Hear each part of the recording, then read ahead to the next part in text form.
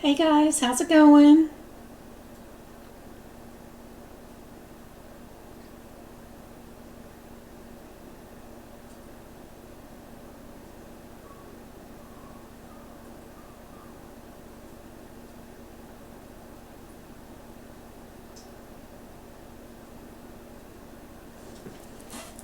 How's it going? Hey May. How's it going? Hey Amanda.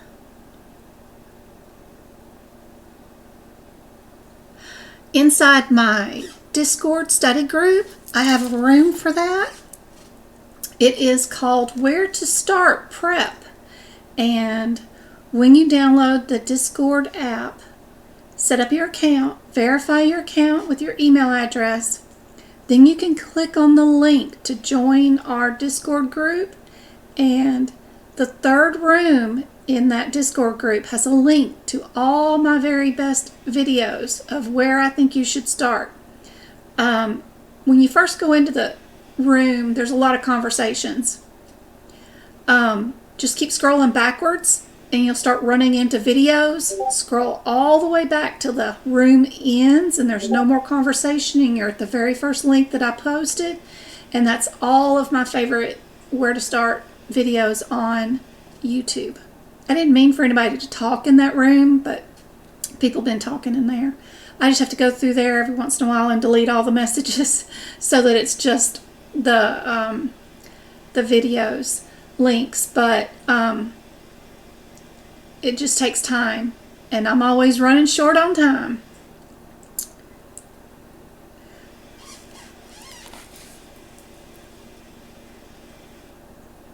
There's a link in my TikTok tree for Discord.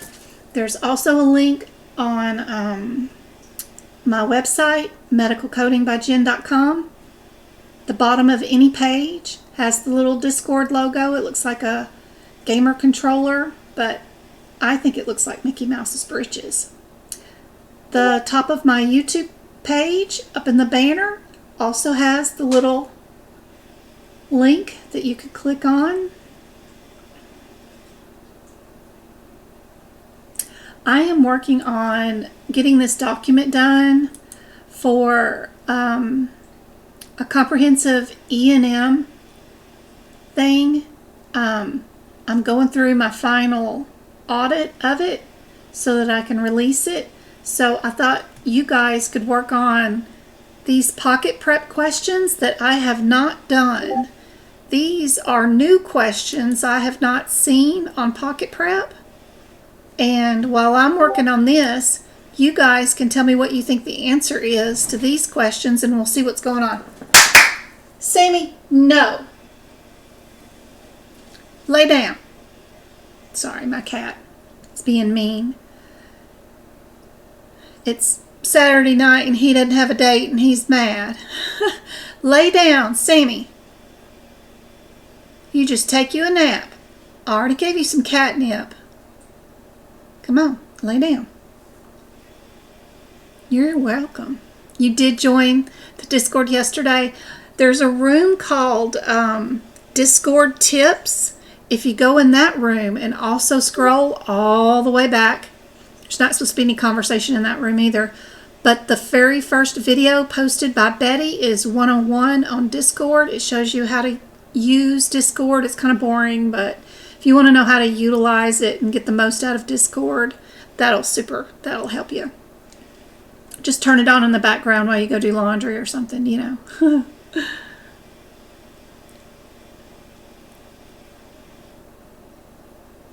All right, guys, let me know what you think the answer is to this question. Can you guys see it? You're welcome. There's also a search feature on Discord. So if you have a question like what webcam do you use during your online exam, you can just click the search button on Discord and type in the word webcam, and it'll bring up everybody's previous conversations on a webcam, and then you can go see those. So super easy to use. It's just not drop down menus like window based applications.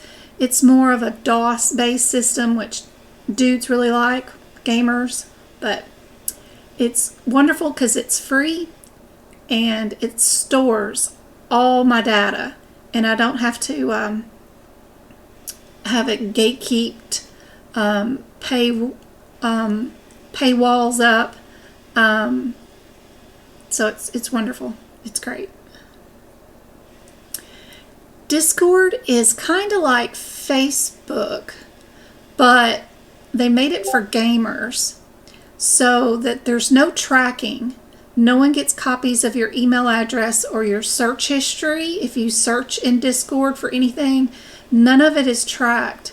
It's the gamers wanted a place that they could talk and have conversations about Dungeons and Dragons or their little video games, whatever that they're doing, and plot these like extravagant games with their buddies, or post tips about how to get to certain levels or whatever. And they didn't want advertisements, right? Every little corner is filled with all these stupid little bubbles. If you mention the word dog leash, you're going to get all these dog leashes come up all of a sudden on the sidebars. So that's what Discord is made for. It's made for video gamers. They wanted to bypass all that stuff. But educators are finding it super useful, because I did have a Facebook Messenger group. My problem was it did hold information, but if a new member joined, they could only see the information from the time that they joined on. They couldn't see all the stuff that I'd posted. I could never answer a question once. I'd have to answer it 10,000 times a year, because everybody joins and they're brand new. Okay, what do I do next? I could never get anything done from trying to answer the same stuff over and over again. So that's why they made Discord, and found it super helpful in merging newbie information with advanced information and having a place to store it all. They do have some things we can buy and purchase that does make the company money. I haven't done that yet, but you can fluff it up with like emotes or maybe user-friendlier room dividers or something. You can, it's like a pair of Crocs, but you can add features to it, you know, little doodads that are just personalized for you, but the service remains the same for everybody. So it's kind of nice. It's a good place to store information so that everybody new gets to see what everybody else already posted.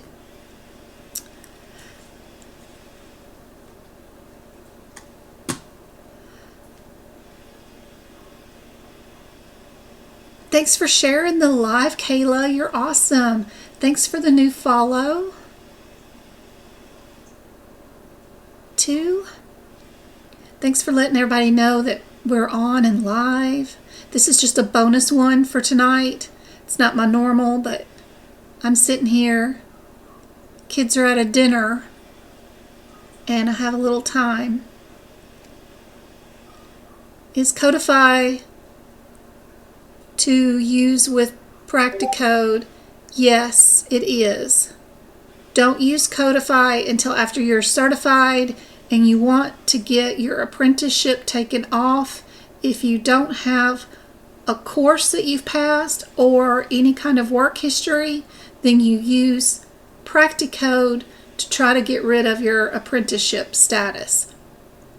I never did have to take it because I had plenty of clinical experience and college education. So a lot of people don't need it, but it's there if you do. A lot of errors in it, and it's pretty frustrating, but they'll work on it and get it to be better. But good Lord, don't look at either one of those until you're certified. I've been doing coding and billing for 20 years, and I've never done CPC test. Yay, Joanne. I hope I can help you pass if you want to.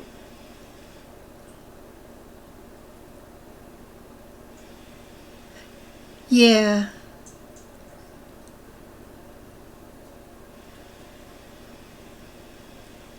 Probably after you join Discord, you have to join a server.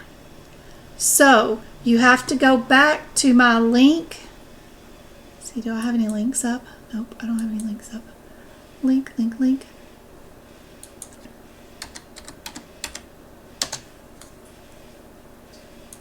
Once you join Discord, verify your email address and you sign up and you have your own account. Then you are good. Then you go back to my website or my TikTok, whatever, or wherever my little link is with the little britches, but I'm posting it here in this TikTok chat. But you probably have to click on my little blue star lingo bio picture, go to the link tree, and then click on the TikTok or the Discord link there. But also on the banner of my YouTube channel has the little remote control link. You can push on that.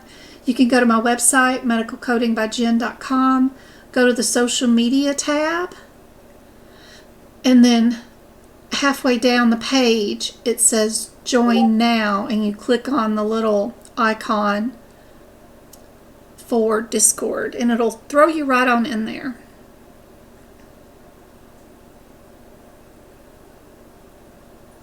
I take my exam on the 21st and I want to start Practicode. It looks rough. Yeah.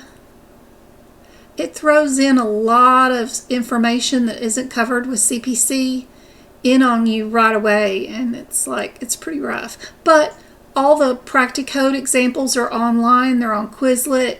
You can go find people that have taken it. It might not be 100% the correct answer because even some of the questions are wrong, but it'll get you to pass for sure. Thanks, Summer, for the follow. You're welcome. So, Joanne, it's a great career, but I can't get into the remote coding jobs because I'm not certified. That's right. So, yeah, just get you a CPT book is the first step. 2023 or 2024 version. Get it prepped. I suggest you prep it. I have a website, medicalcodingbyjen.com. Go to the tab that says resources once you join my website. Under resources tab, there's another tab that says CPT book prep. Click on that. It's got all the pictures with explanation of how I prep my CPT book for the exam from the exam point of view. That way all the codes are fixed so that you can find the answer within 120 seconds. You got to be really, really quick at turning these pages and getting to the codes. So you need to build up your skills in finding 4 to 8 different codes, whether it's CPT and then another couple might be ICD-10, and then your last difference might be HitPick. So you might be going from 3 books, 1 question in 120 seconds. You've got to build up your fingers, your memorizations on where chapters are in the books. Tabs don't help, I don't think. I don't tab my books. Everything's in numerical order, and all the books are in numerical order anyway. So the tabs just get in your way. Don't fiddle with that. But go follow my instructions. They're there completely free. There is also some videos on another tab that will show you code by code exactly what I'm doing in real time.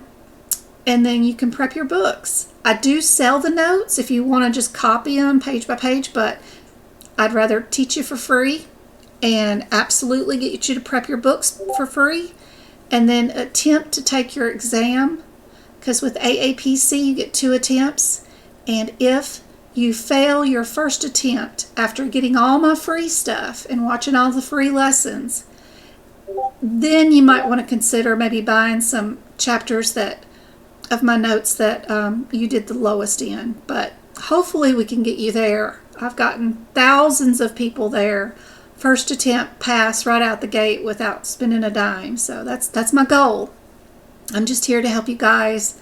I'm just volunteering, helping, want to make a difference in your life, get you that better career, better family life. And I think medicine is a great way to do it. I've loved my 30 years in medicine, so I chose medicine because I never want to be without a job. I had worked for Ford, being an auditor for the line of car mirrors after they painted them, put all the electronics in them.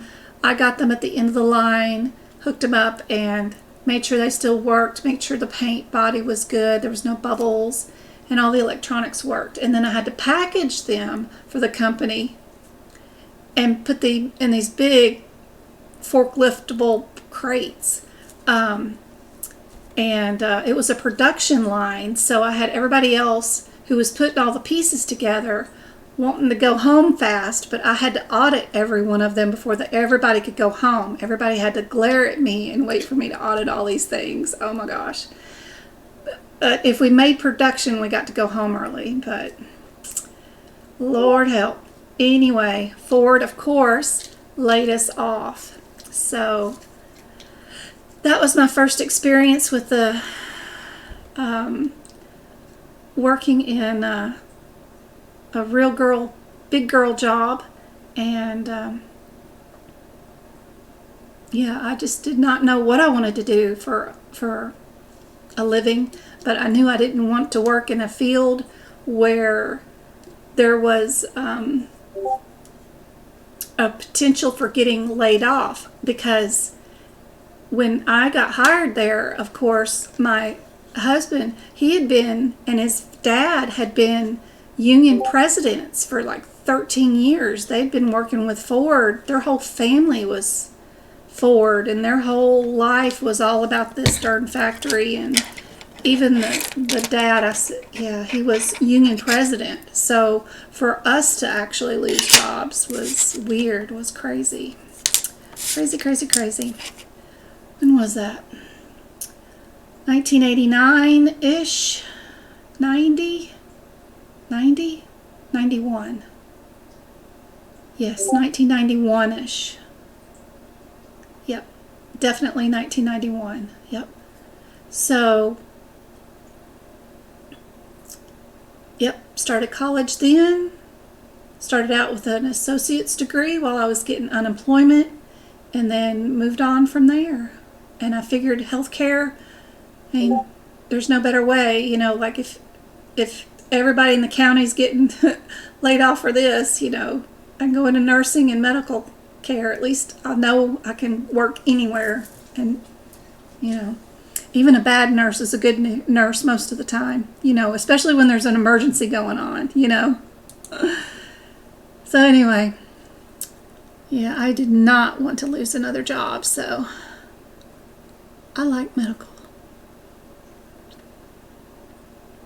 Anybody got to pick an answer for this question? Yep, stability. And I've done so much with my career. If you don't want to touch patients, you don't have to. Even being a nurse, If you know, want to do auditing, great. If you want to do just claims and billing, great.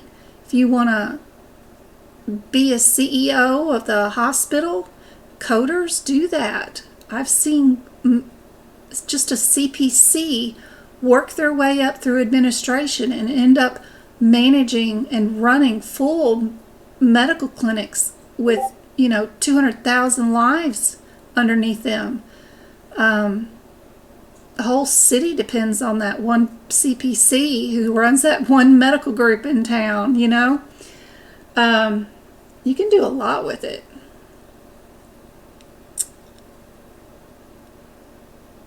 Yeah, the course is crazy overwhelming, and it does not help you pass your certification exam, which is the worst part of it. And it's teaching you how to do medical coding the old-fashioned way, kind of like with paper charts and paper books. No one does it that way. Everything's electronic. Even the doctors do their own coding. You'll just get an item line with a date and some CPT codes and some hit picks that they've thrown together, and it comes to you as a task to do in the computer. It's nothing like what they teach you. I do not recommend medical coding courses. I just don't think that's helpful at all. But if you want to pass the certification exam, there's no prerequisites. You can go straight into just trying to attempt the exam. And that's what I like to specialize in, is teach you from the exam point of view, even if you don't know anything about coding, or if you know too much about coding, Miss Joanne. Your 20 years of experience doing it is going to be a hindrance for you when you take this exam, because you have to throw out the fact that you know anything about medical coding, and you do not need to code these examples. You need to look at each answer, find out what the differences are in those answers, and only look for those differences in the question, and that's it. Don't code anything. Everything's coded for you. It's already been done. You just got to pick out the correct answer. And that's how you pass this exam. Yes, Joanne, because if you start thinking about, oh, I know I can't code an ER visit with an office visit on the same day with the same provider, like a PCP sees a patient in their office and then he sends them to the hospital as a direct admit, you know you can't code that. No one pays for that. Blue Cross Blue Shield is going to kick both of those out. So you just usually code the ER or admit, whatever they end up doing. That's most, but in the CPC exam, you do get to code both. So it's kind of funny.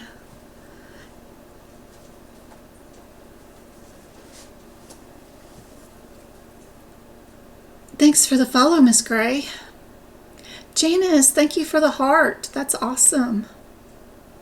Let's see. We've finally got somebody. Miss Rose says it's B. I have no idea. I have not done these questions. I didn't even read this example. I am working on a document that I need to finish, but I thought I'd love to hear you guys work on these questions because I've not seen them. They're brand new to me. These are the 250 that are brand new that I have not answered on pocketprep. So let's go see if B is correct. It is correct. Good job. Woohoo. I don't know whatever was going on. What is this, 5-year-old? Oh, yes. Okay, so we're going to fix his curvature. Cool beans. I like this pocketprep. Although they have the wrong page numbers in for 2024, it is kind of cool that they do put the page numbers down of where the answers are. Pocketprep is only $14 a month, or like $36 for 3 months, and they have 750 practice exam questions for AAPC CPC, and you can even apply for a grant and get 3 months for free if you want to just apply for a grant and get the $36 off for free. 750 questions for $36 is a great price, and they're in the same format as AAPC. I don't get paid by Pocket Prep. I don't get any commission. So I'm just honestly telling you I've used it before and I don't mind it. I've had to correct a lot of their E&M questions. I corrected all of them for 2022 and 2023, and I work with them to fix them when guidelines change to make them compliant with what's going on with AAPC, CPC, and I do that for free just for you guys. When I see errors in their questions, I don't get paid for that either.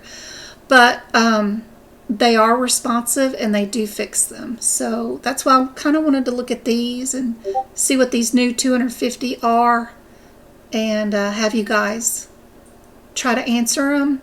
And then if y'all have an issue with why an answer is with something, I can figure out if it's an error or not. But anyway, yeah, just Google pocketprep.com. You'll click on the word medical, and then you can click on the word AAPC, and then click on the CPC, and it'll be there. There's a pass guarantee. If you do buy the 3 months for $36, they guarantee you will pass, or they'll give you another 3 months for free. It's an app too on your phone, or you can use it on desktop. That way, if you're standing in the line at the grocery store waiting to check out, you can bring up the question of the day and do it there without your books. I love it. It keeps up with, you can build your own exams. Like if you only want to do all E&M questions, you can build it and that's all you'll do. And then you could, you know, have it build you just 10 random questions, whatever. Or you can do all 750 at one time, whatever you want to do. But I like it. It's okay. I have a link on my website. If you go to medicalcodingbyjen.com, I'm not trying to sell you anything. It's totally free, but I just can't do links in TikTok. It's going to take away my ability if I do another one. There is, on my website, you don't even have to join my website. There's a bottom chat box on my main page. If you click that chat box and then you see my name, Medical Coding by Jen, pop up there, I think if you click that, it's got a FAQ section there now. And I have the top 5 questions. Where do I find free questions, or where do I find your practice questions? If you click on that FAQ, it'll give you the actual link right there too. So where is that grant? Pocketprep.com/Pocket Prep Financial Support Program is what they call it. Maybe that'll help. Pocket Prep Financial Support Program. And I have lots of people pass or get approved for that. So fill it out. It's worth a shot, you know?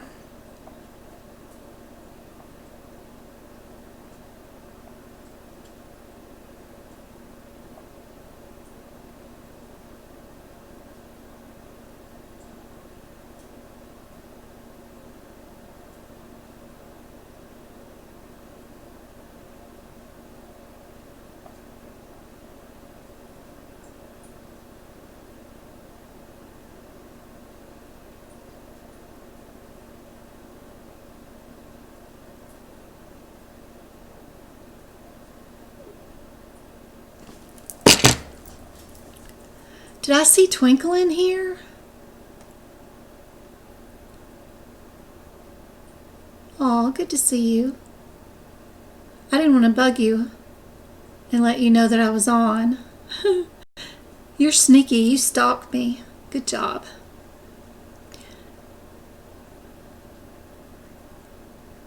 Con, thanks for the follow. Deanna, thanks for the follow. Aw, no worries. Janice, I'm no saint. I'm just old. And before I leave this planet, I want to do some good, you know? So, and I don't know why, but during COVID, when I saw so many people taking their COVID checks and then spending it on these courses, and then failing the certification exam, I knew that there was an easier way, and I just made a TikTok about it, and it just kind of blew up. I don't know. I'm like Gryffindor. When I see something that's wrong, I say something and see if I can't help. I'm a helper. I'm a pleaser. I'm a problem solver. Always have been. So I like to mull things over and think about them and see if I can come up with a better solution. So it's just right up my alley. So I don't know. It just turned out to be this way. AMR. Took a long time to get confidence in that kind of stuff, because most of the time people just judge you or make fun of you or think your intentions are not the intentions that you have. Most people that see something that somebody does, the intention is always felt by that other person is always opposite. It's amazing how I can interpret somebody's intentions totally wrong, and of course all the time people interpret my intentions wrong too. If we only had little windows in our little head that flashed on our foreheads that said, my intention is really good, my intention might be a little biased, but it's okay. Just little hints to let everybody know what's going on. It's amazing. What was that quote I heard today? How quiet everything can be around you, but everything is going on inside you. I don't know. There's a quote I heard today. It was really good. I'm not getting it right, but it's about our world, but what's really going on is everything inside of us is our little world. It's inside, not all the external stuff. Anyway, it's interesting. What do you guys think about this particular question? Can you guys see it? I can't tell. I need 3 monitors. Yep, you guys can see it. This is a modifier one. Residual. Planned procedure. What do you guys think? Light, thank you for. Yes, I went over that. Get a CPT book, 2023, 2024. Go to my webpage, medicalcodingbyjen.com. Go to the free resources tab. Go to the book prep page and do everything I have that says there. That's the first step. Get your book prepped. Once you get your book prepped, then you need as many practice questions as you can find. If you've done a course or doing a course, all you need is your chapter questions at the end. Fluff through the rest of it. Take the quizzes, take the chapter exams, and save all those questions and answers and rationale. And just zoom through that course, because those videos, oh my God, they're enough to, that'll drive you insane. But as many practice questions as you can. You need to build up skills in your hands and in your brain to be able to do these questions in 120 seconds. That means you got to go find 4 different to 8 different CPT codes. You may have to find some ICD-10. You may have to find some HitPix codes. Look at those differences. 3 different books, 4 sets of codes, 120 seconds. You got to know what to look for. If it's an integumentary, you should know right away, did I do simple, intermediate, or extensive? Am I distal, proximal? Get my little cheat sheet out. Some of those things. Am I intra or extra? Those are the things that are automatically hitting my head right away as soon as I see I'm in the integumentary section. If I'm in musculoskeletal, I'm thinking, am I cervical, thoracic, lumbar? Did I do a cord? Am I doing the spinal cord or just the bone? Am I nerves, or cord? Was it extensive, ventral, incisional?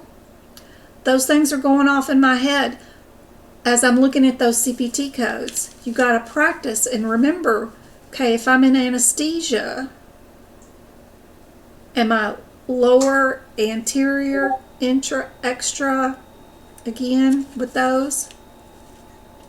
Is my patient younger than a year old? Are they older than a year old? Are they older than 70? Some of those things should be lightening off, but that all comes from just practicing exam questions.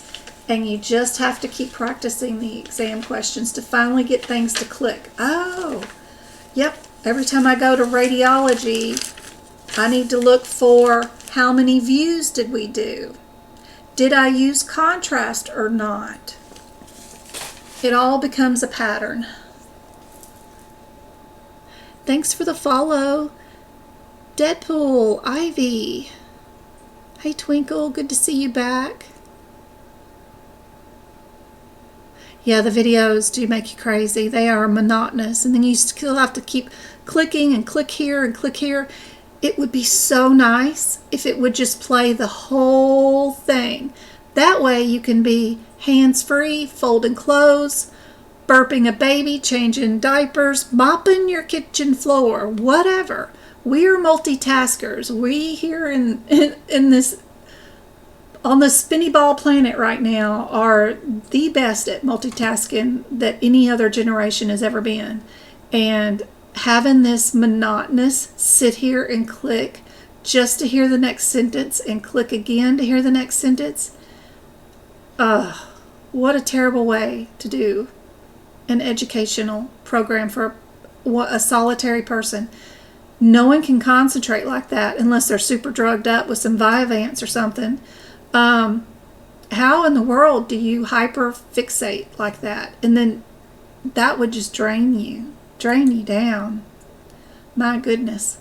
Anyway, I didn't write the school curriculum, but I can sure audit it. And I'd love to make myself my own curriculum one of these days for you guys. That would be awesome. Just a set of cool videos y'all could hit play on, and they're in a playlist, and it'll just go on and on and on. You can re-listen, and the interactive will just have to be the practice exam questions, and I can make those partly video too, but a lot needs to change. The EHR needs to be an EHR. We don't have paper charts, and the claim needs to look like it does inside of an EHR, not, yeah, but anyway, I got ideas, but good gracious, it'll take me a while to invent something like that. Yeah, Janice. My very first person that I ever tutored for CCS, her name was Janice. I miss her. But I did help her pass. Thank you, Joanne, for joining the team. And Tara, thank you, too, for the heart me. Your guys are awesome. Okay, what did you guys think on the answer on this one? C? Everybody saying C? Perfect. Let me show you the rationale.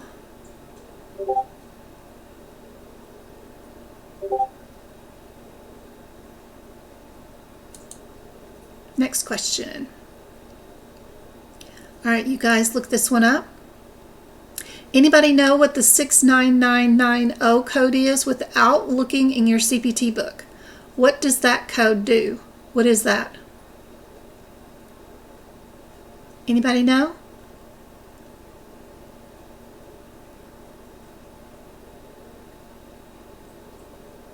Kelsey, thanks for the joining up and hanging out with us. Light, thanks for the follow. All right, the code 69990 is for microscope. So if we used a microscope, I think that's an add-on code. So having it be the only code that you use would be highly unlikely. So this D, I think, oh, sorry, I was trying to see if I could swipe it.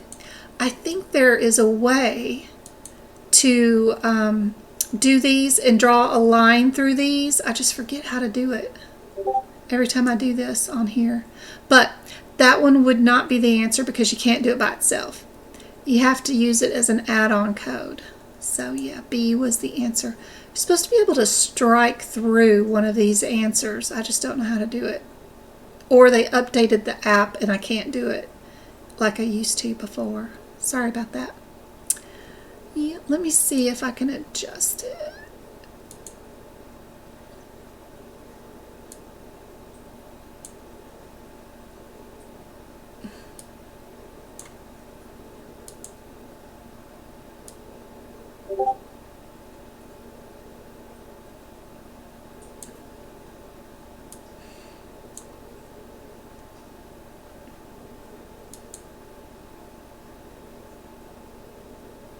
BB, thanks for the follow. Any good names for one? Is there a book that has exam questions for CPC on Amazon? No. Don't buy any of those on Amazon. They're all very, very bad. I've bought all of them and I've audited them.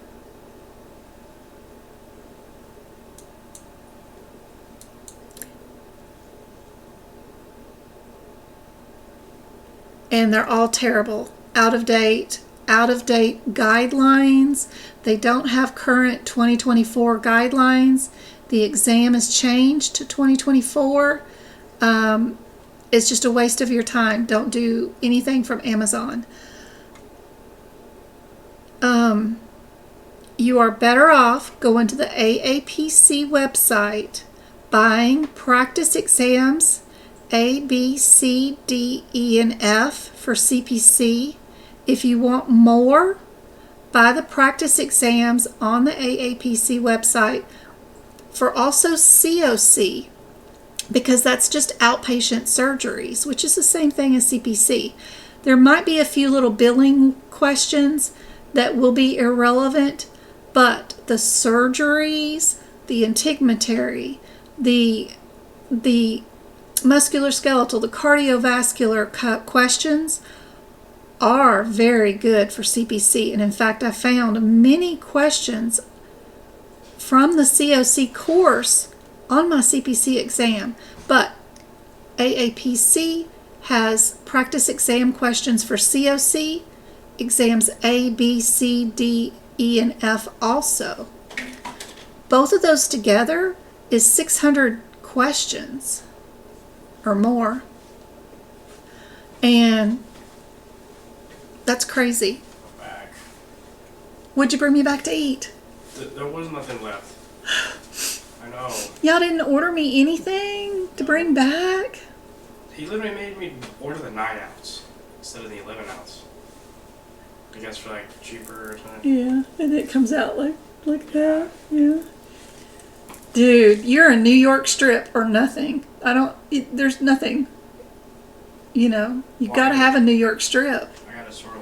Yeah. It's because it had snack. Coconut shrimp On top.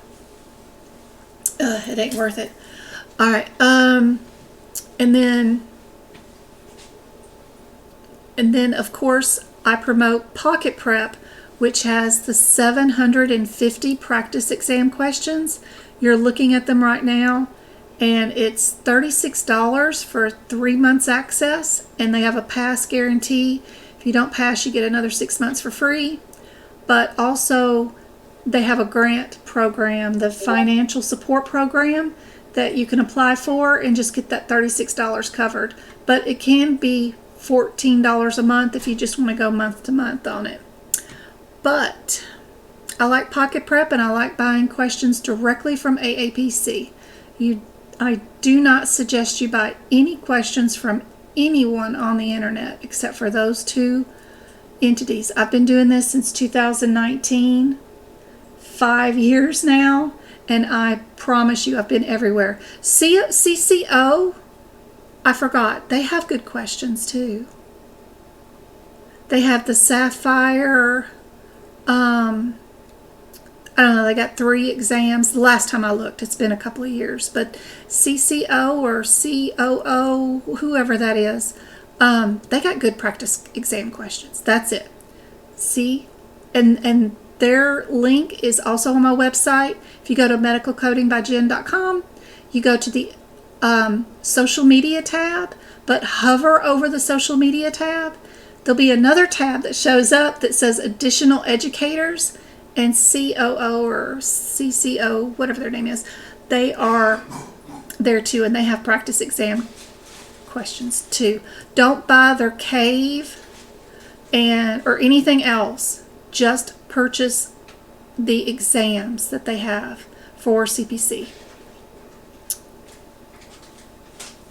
So thank you for the cough drop this time. You're welcome. Take one of those Mucinex pills, and then we'll just see about that liquid. But you're welcome about the cough drops. That ought to last you a month as fast as you've been getting sick and sick and sick over and over again, dude. Rose was correct with the microscope. Okay, I answered the question, Daniela. I love your script. I'm about $1,500 into school cost. Oh. And I've learned most of what I know from YouTube. That's right. Miss Janice, that's right. Hey, Natasha. Are these chewable? I don't think so. Are they? They're capsules, right? I don't know. They're big. Yeah. Nope, you gotta swallow it.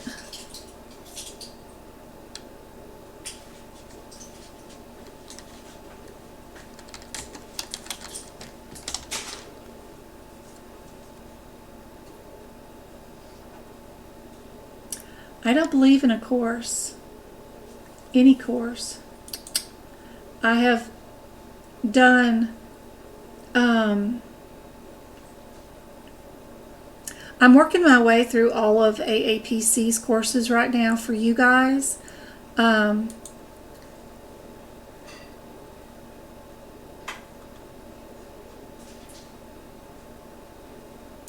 I'm trying here.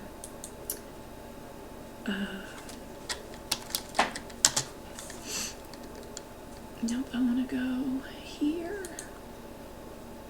And I want to sign in. Yep. And so to let you know, I've already taken and passed the COC course. I have the AI in medical billing course. James, shut my door. It's loud. COSC, the Orthopedic Surgery Specialty Coding course. I've already taken and completed that.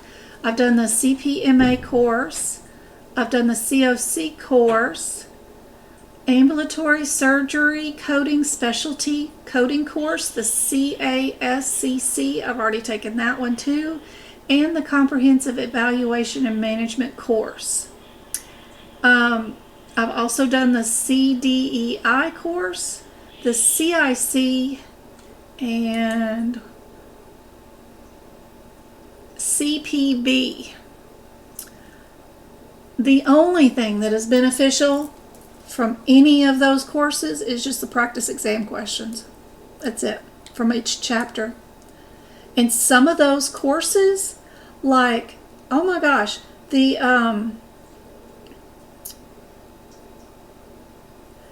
COSC is 3 videos and a final exam. And you pay for a whole entire course, then there is no chapters. There's nothing there except for 3 videos and then a final exam. Several of their courses are like that. Especially those specialty ones. The COSC was like that. Oh my gosh, it's insane. I was so disappointed. And then the CASCC, just 3 videos and then one exam. that you get unlimited tries to retake over and over again. And it's just like 25 questions, but you pay for a whole entire course. Like, oh my gosh, really?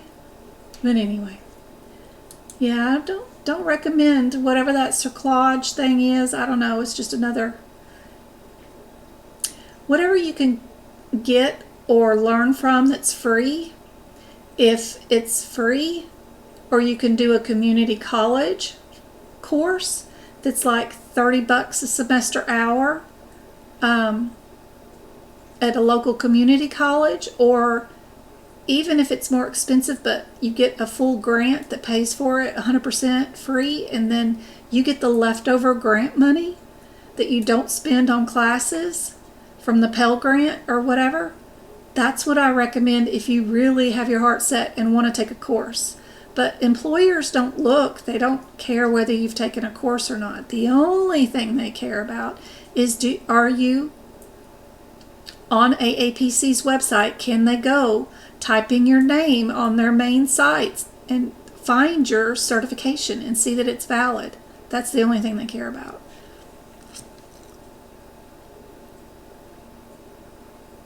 That's what your school uses. Is it good?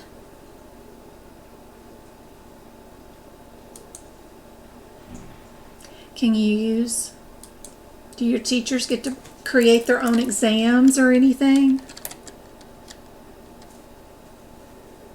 It sounds like they're talking about brains.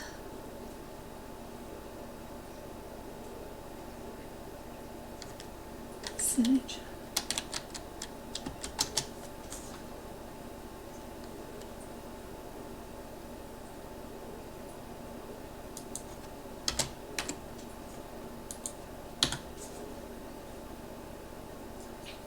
Kind of looks like Blackboard's logo too, huh? Mind Tap online learning platform for instructors. Ooh. Maybe I could play around with them. I've looked at some of these online teachers come in and you build your own. They're just too difficult, and then they don't do what I need them to do. They don't have all the features that I need them to do. I want some of my questions to be video based, audio. I want to be able to add, of course, multiple choice questions, but I want to be able to put in a video rationale for what if they get the answer wrong. Okay, then this video will pop up and they can watch it and see exactly where they went wrong, where in the books to find the answers. I can be showing stuff in my books, that kind of thing.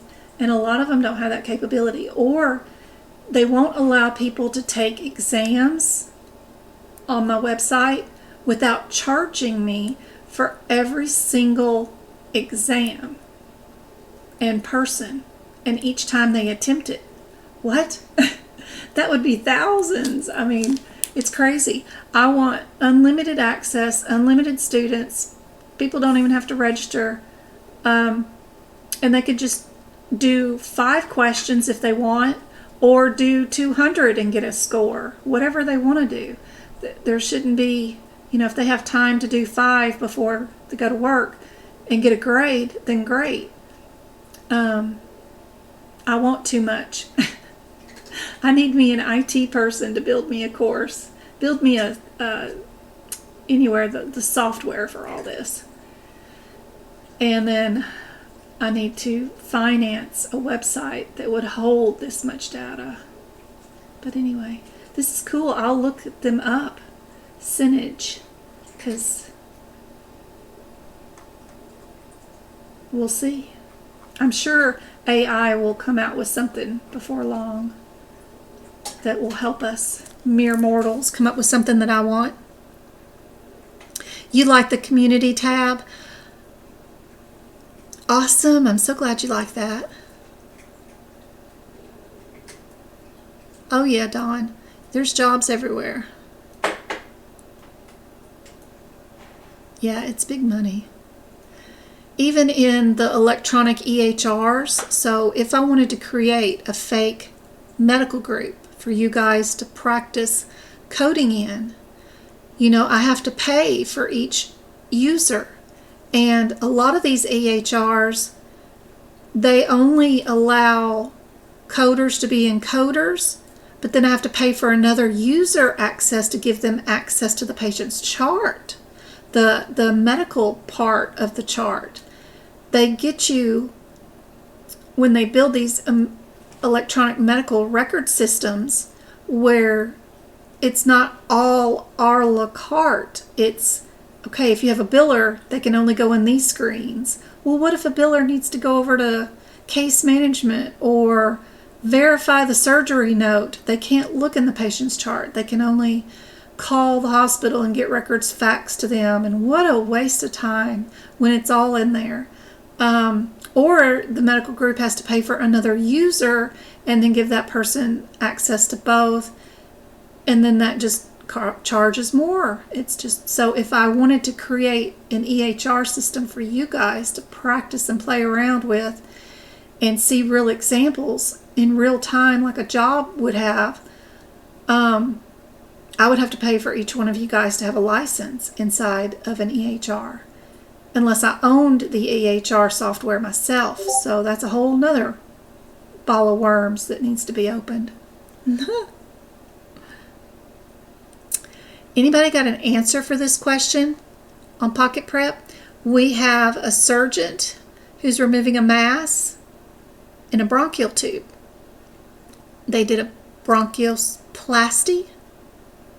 They did some anastomosis, which means they just cut out the bad part and reattached the two ends of the good part together. Would we use two codes or one code? Would we be in the 70s or 75s, the 01 or the 15? We got 75. One code all by itself. Good job. Perfect.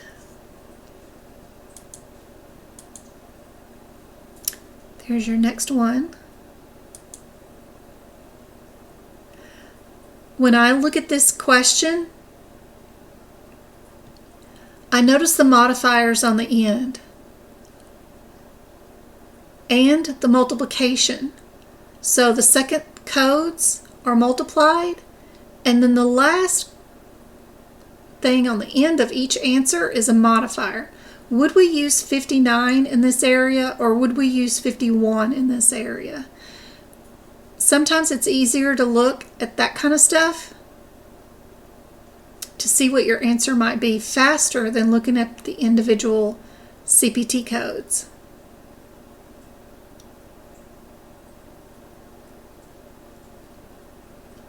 But you guys work on this one while I'm work over here on my little project I got going on. I'm trying to come up with an instant download of all the type of questions that you might be faced with during a coding exam for like CCA, CPC, in E&M in one PDF, and show you, okay, if the example is this scenario, here's where the answer is and how you get to it and why the answer is what it is and what page number it's on. All right, so then,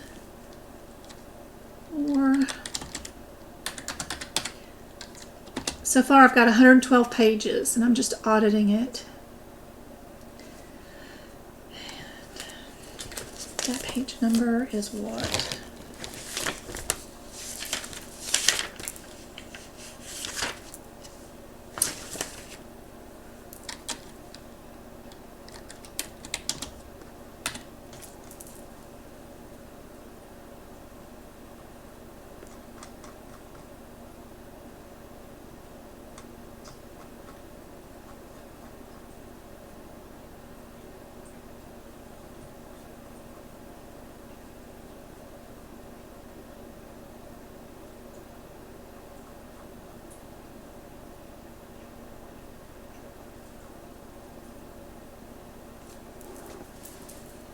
What do you guys think is the answer for this one? 31775? I don't see that one in this example.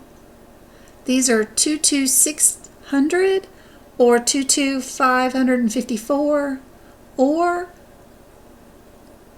22,551. Yes. When I get it done with it, it will be on my website at medicalcodingbyjen.com. It will be available there. All right, we got a shoulder injection.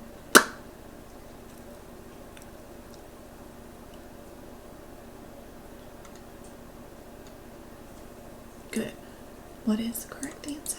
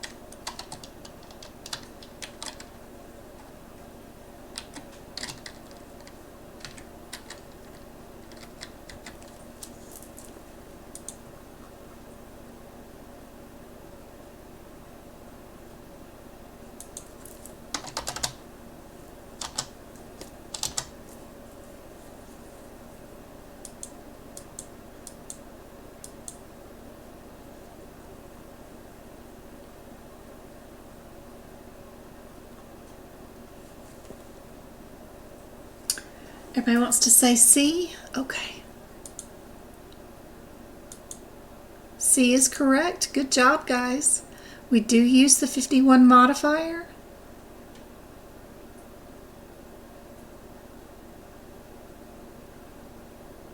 Perfect.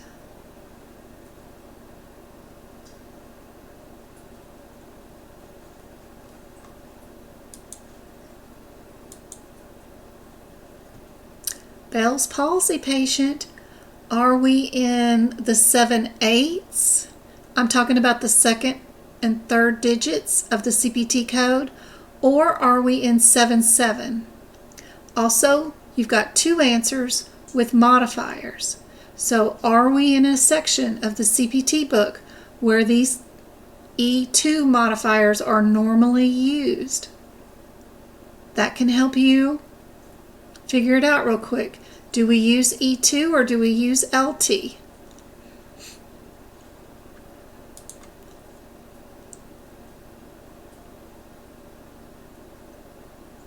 This is pocketprep.com.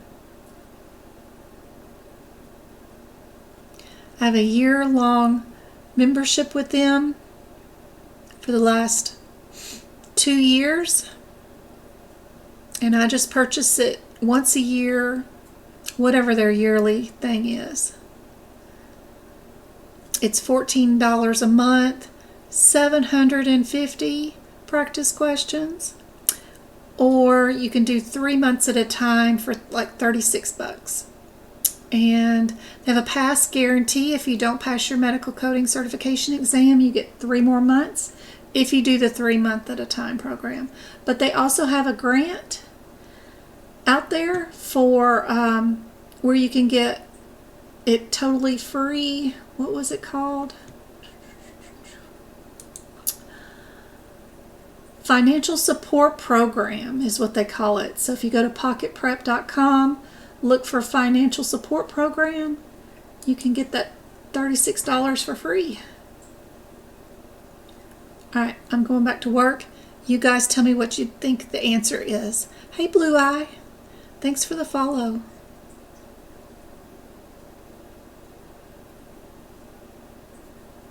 If it doesn't state Ashley, then it's not Medicare.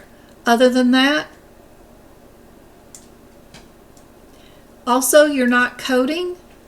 You are an exam taker. If you try to code these, you're going to get the answer wrong and you're going to slow yourself down. You don't need to prove to anybody that you're a good coder with a certification exam.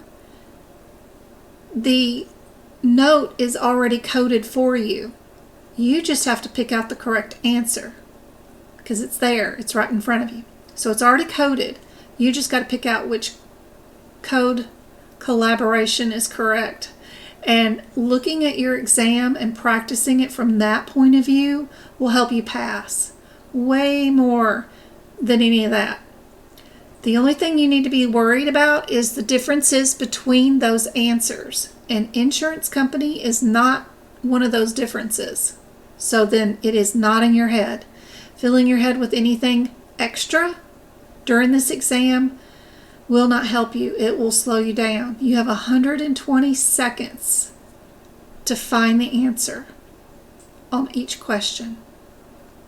For 4 hours, it is a rigorous test. You have more questions on your exam than physicians do on their exam. And most RN tests too. Nursing, LVN.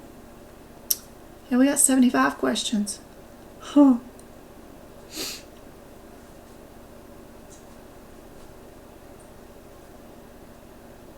So if whatever it is not a difference between those answers, then we're not going to worry about it.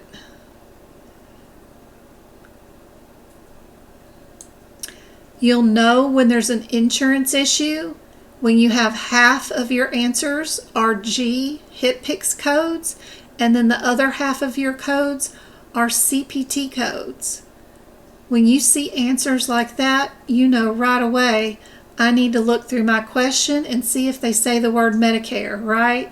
Or somebody over 65. That's the only time we worry about insurance, is if you see something like that.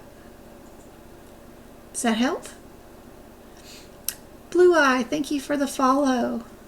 Maroon, thank you for the heart me.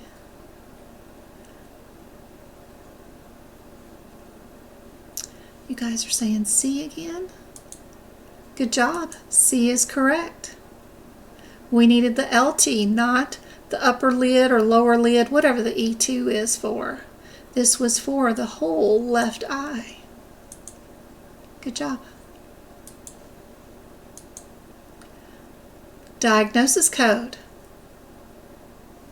Would we code only 3 digits, or would we code 5 digits, or 4? I always think about that when I'm doing these questions.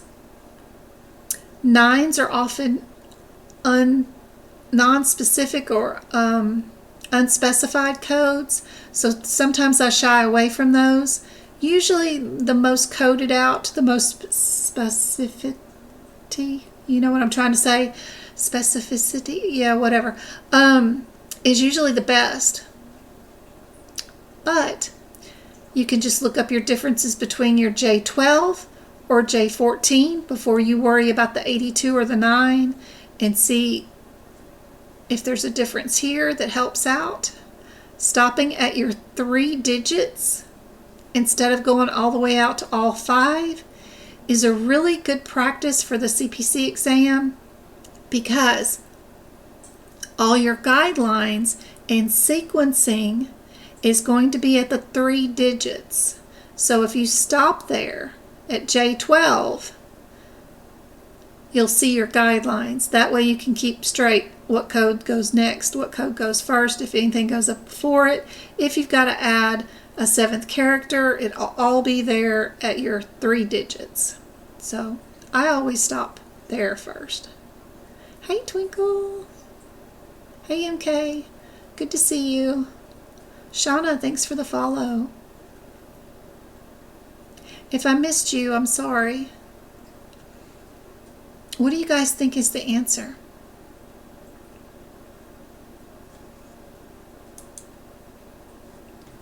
Come back to work over here on this document. Good, that one looks good, which is correct since we don't have MDM.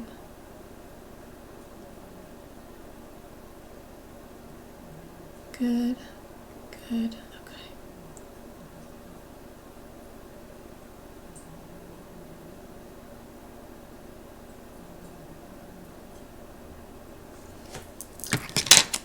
History, EKG.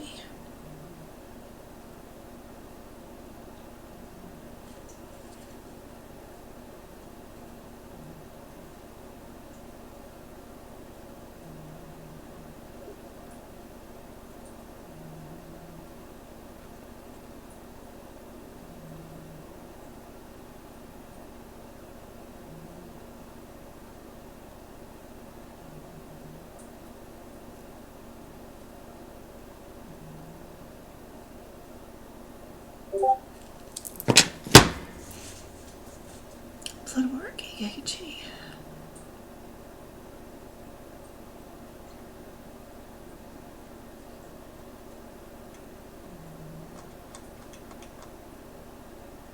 Yes.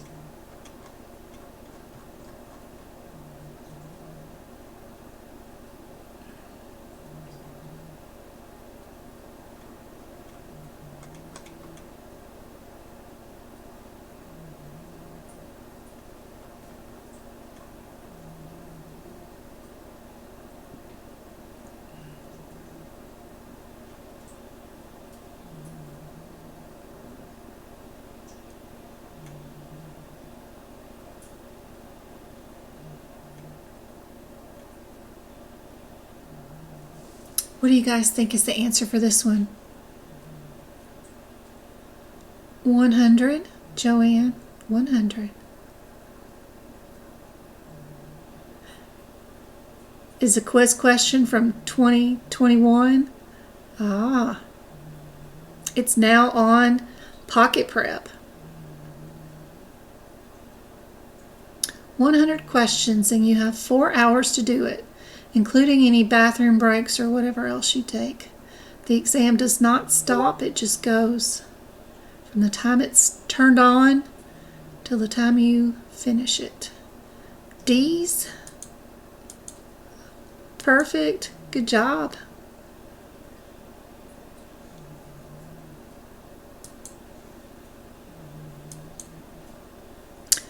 Next question.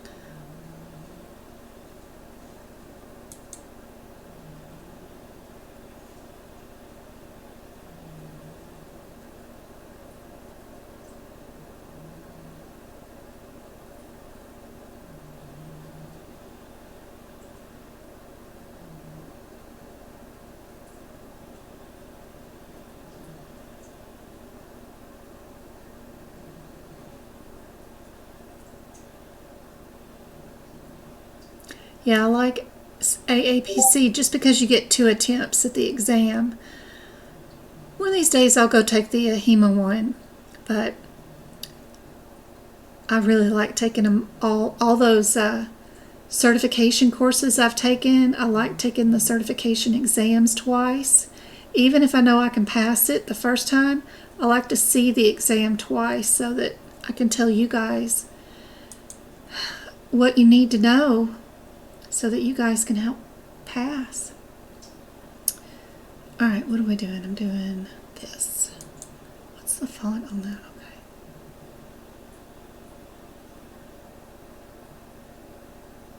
First element of the MDM, the problem list. Okay, good.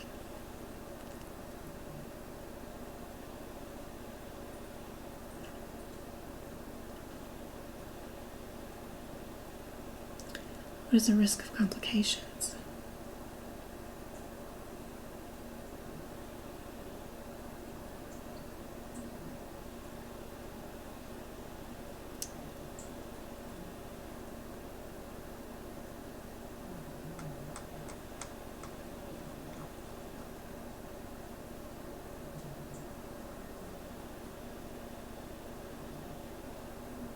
That's a good question. Oh my gosh. Y'all gonna love these. This little document I'm working on, that was good. That was good. That was good.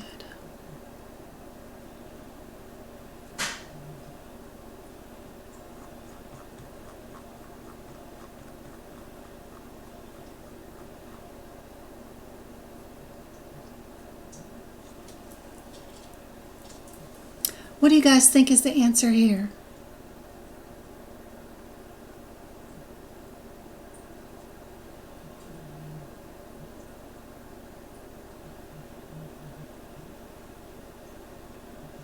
No, you do not have to go to school at all.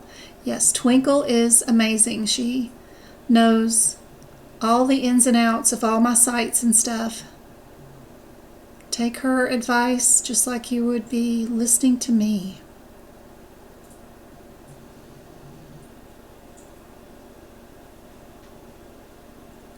What do you guys think? Do you think this one is, you see, we've got 2 answers with the 52 modifier and 2 answers without the 52 modifier.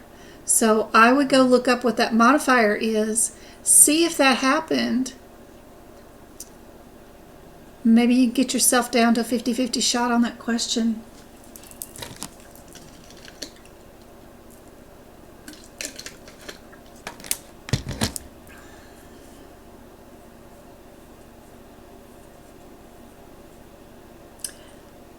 Yep, you can go to pocketprep.com for practice questions. You can also go to the AAPC website and buy just the practice questions and start to work on those.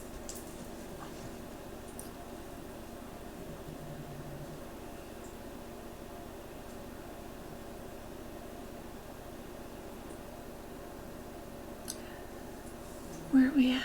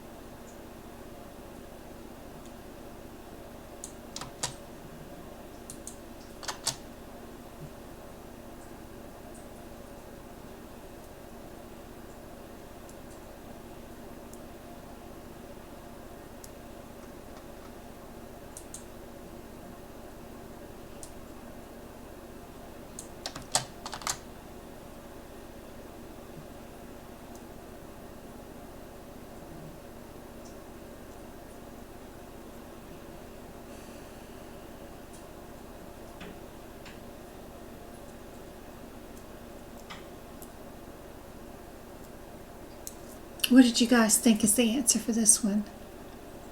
We got B's, D's, and C's, but it looks like there's more C's. So let's see. C is correct.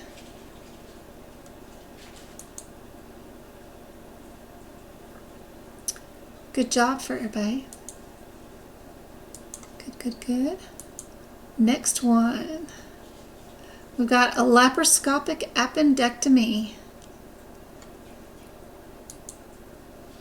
Y'all can't see D. Let me get up D. There we go.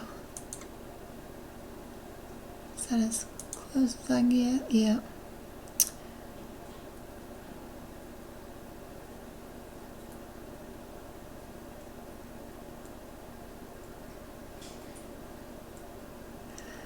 I'm going to do a workshop on the 18th.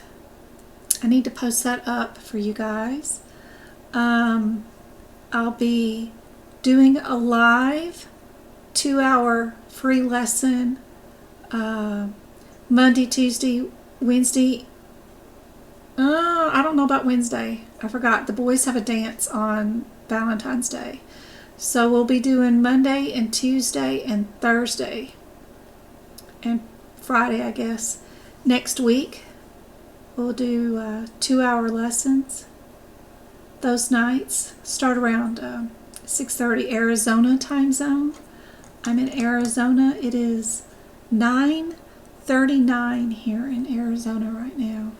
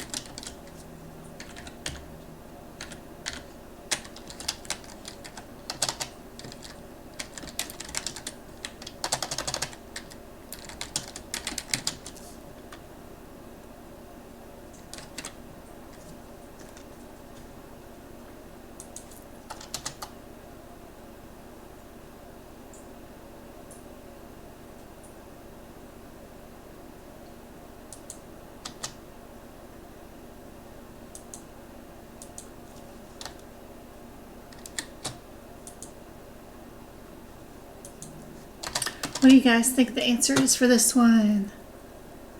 We got it, B? Good job. Appendectomy? Good job. We're only on question 10. Oh my. 298s, these are on the exam. 29877, 74, and 70 are on the some version of this CPC exam. I recognize those codes. There's several different versions of the exam, so you never know which one you're going to get, but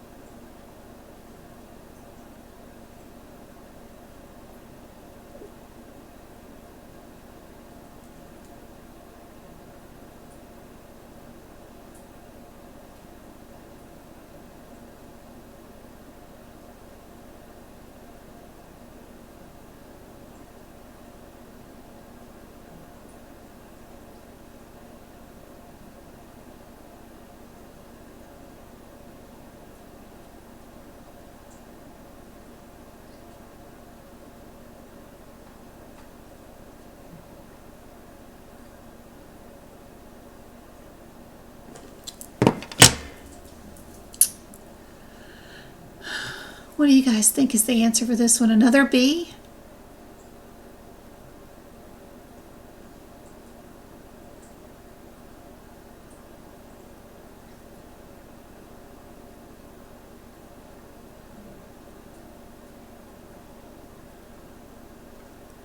Everybody's on B. Nope, it was A. They tricked you, or they have the wrong answer. Let's see, what do we have going on? Knee pain, instability. They do a meniscus repair, which is just sutures. Why did y'all pick 66? 298. 298.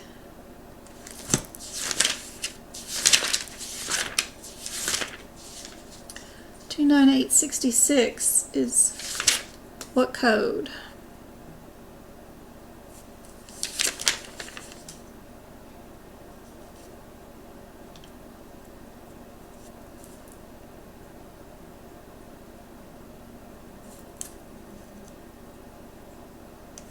And then the answer was 70.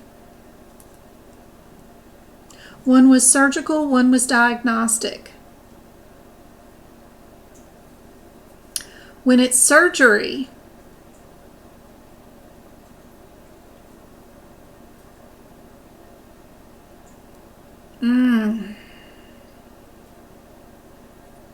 this is a very poorly written question. You need to decipher that that is two notes in that question. The patient presents to the clinic for chronic pain and instability. Pain and instability are what? They're symptoms. It's not a diagnosis, right?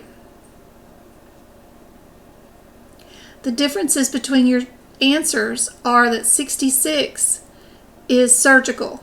Surgical means I know what's wrong with you and I'm going to fix it.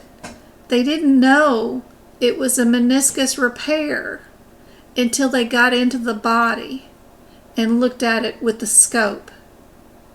Because of that reason, it's a diagnostic procedure and you have to code 70. Knowing the differences between surgical and diagnostic, or what they also call therapeutic. Therapeutic is also the same thing as surgical versus diagnostic. Marking all the codes that say surgical or therapeutic in one color of highlight, and then highlighting the word diagnostic in all the CPT codes throughout the book in a different color all the way through your CPT book will help you remember to recognize if you're in this area.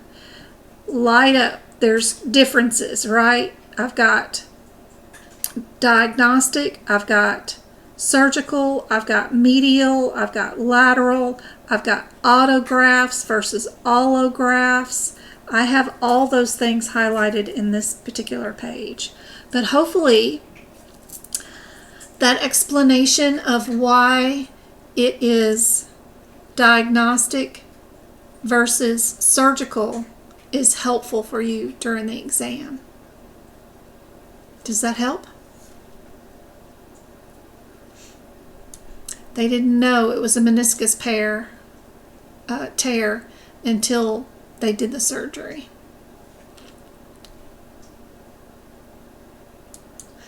They did the surgery just to look around and see if there was anything in there to fix. Sometimes they go in there and there's nothing to fix.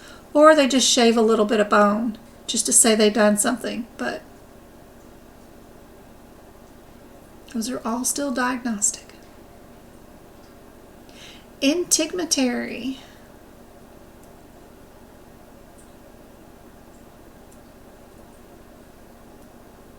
It means it's my property, and it says that you can't sell it and reproduce it. Don't share it with anybody.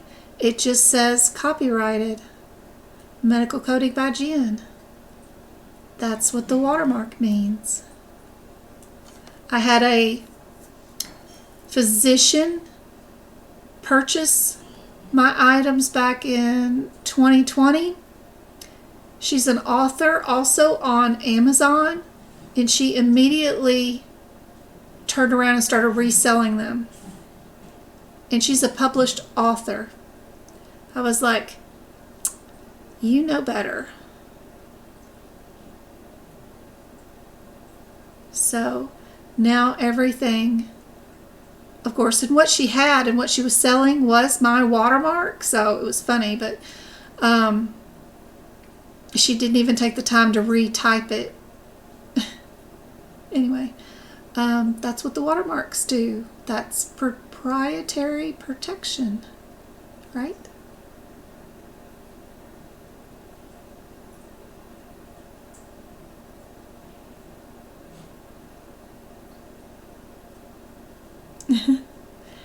It means it's mine and you bought it from me. Yep. I thought when surgery, it turns from biopsy, we code surgery. Maybe in your clinic, and that's your policies and procedures in the rural world, based off your regional guidelines, you have to not think about real life situations for medical coding certification exams.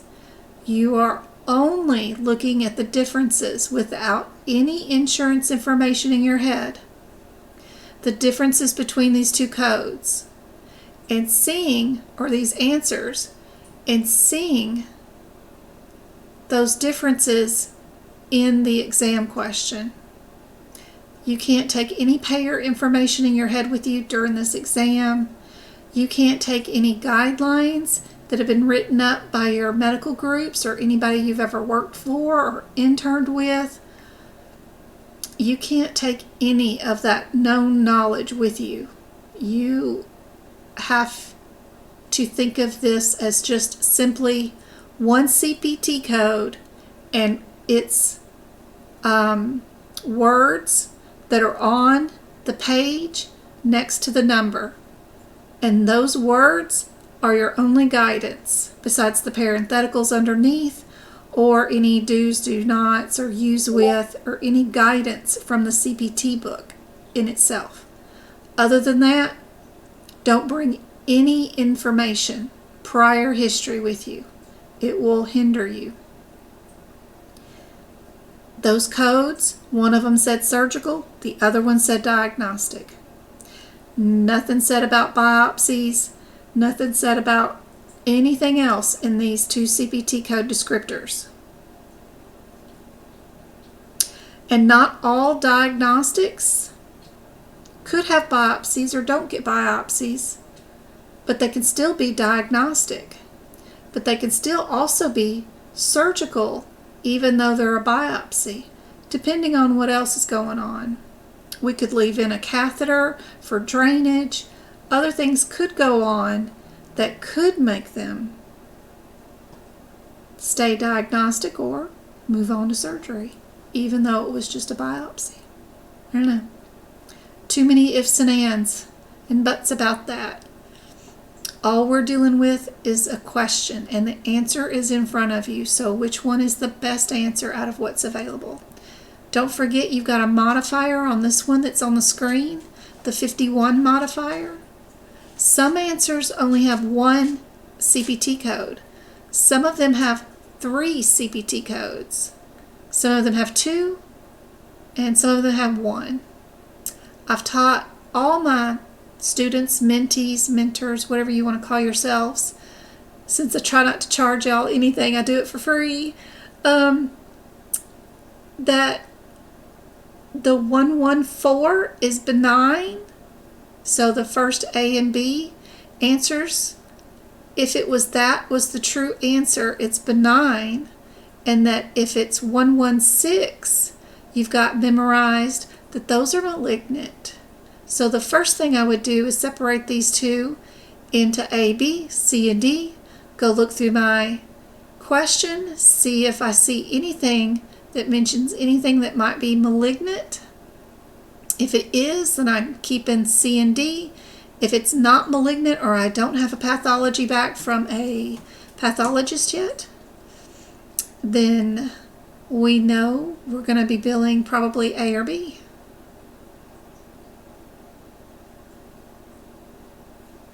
Yeah, learning from the exam point of view is totally different, Janice. So stick around. I'll teach you from the exam point of view how to pass your medical coding certification exam. And just the key parts that you need. Try to do it in the fastest, most efficient way possible without being too wordy, besides yelling at my kids or talking to my mom or messing with the cats and other things. B, we got B again. Did we remove 3 things? Holy heck. 3 separate things to do 3 different codes? What? We got a biopsy that indicated positive margins. So we're back again to do more margins on what?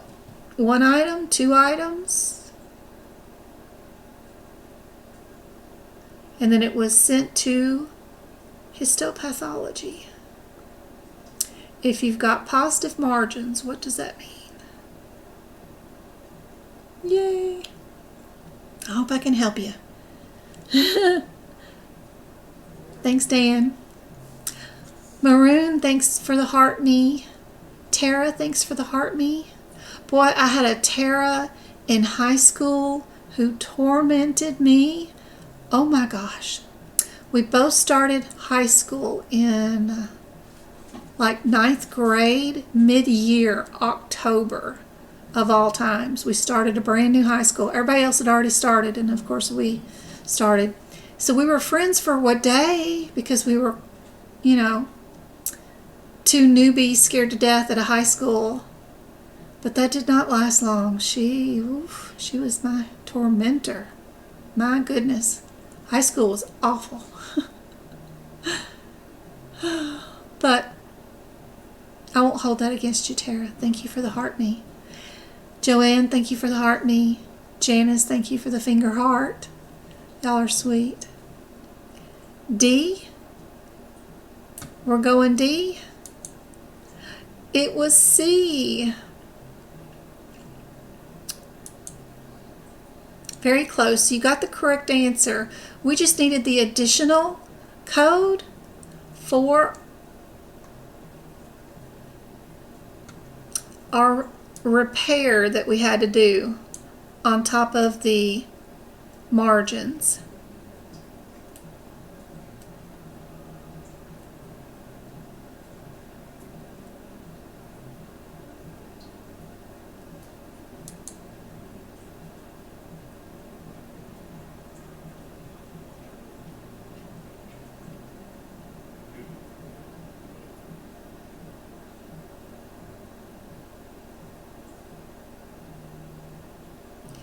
when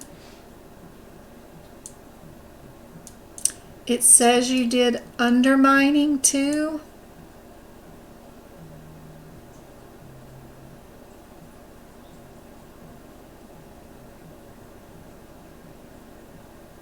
we're getting real close to complex. That got really close. If it said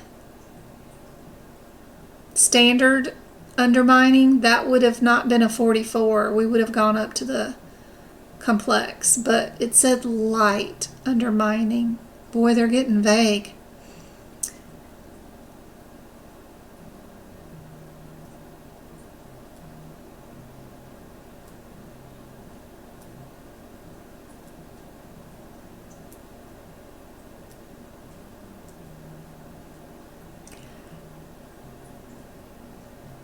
Positive margins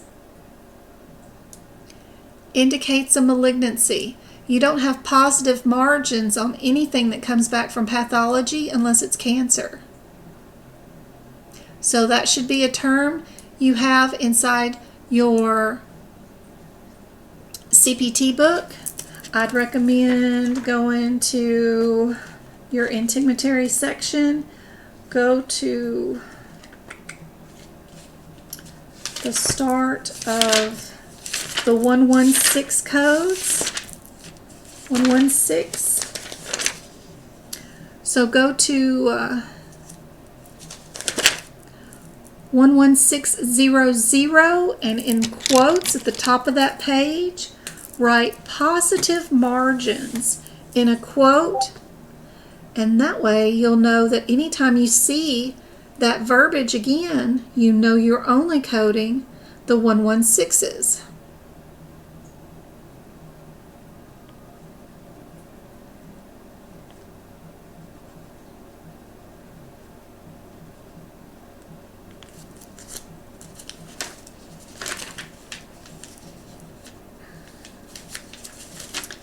And then the other interesting one that I like is if you go over to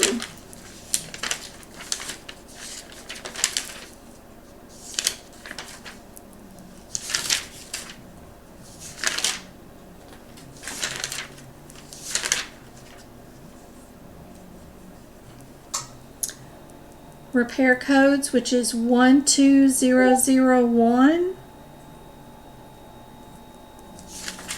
If you go to actually 12031, where it says repair intermediate, write in quotes right there, light undermining.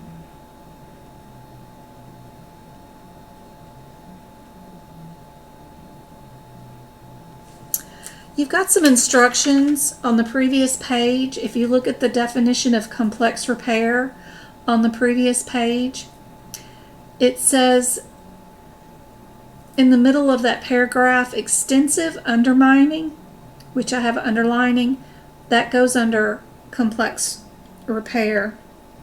Under the definition of intermediate repair, it might say something about, it says limited undermining, but this one doesn't say limited, it says light.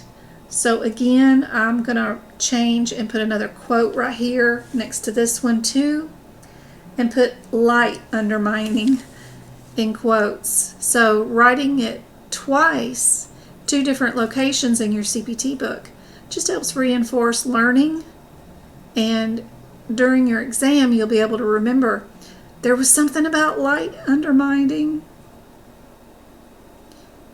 and go look up your answer.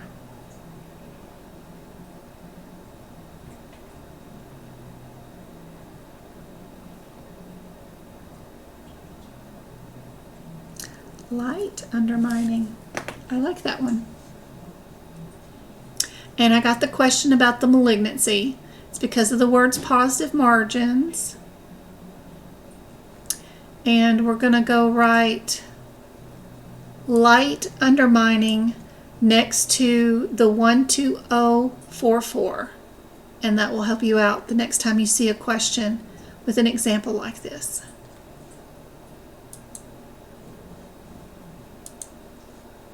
Hope that was fun. Let's go to the next one. Anatomy question. Sorta. Surgical, but. Hey Mocha. Glad to see you. Alright, I'm back onto my project here I was working on.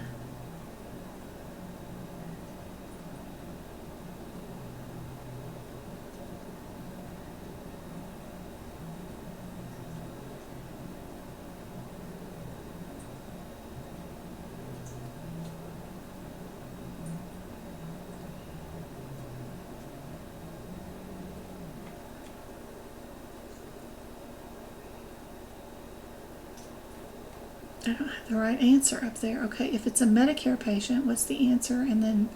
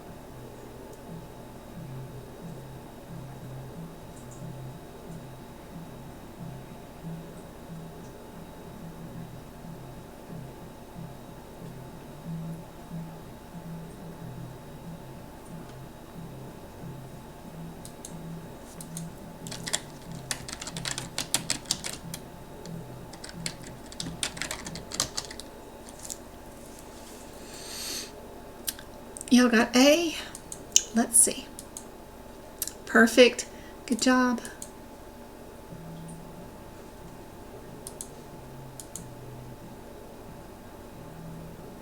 How are codes for treating fractures and joint injuries categorized in CPT?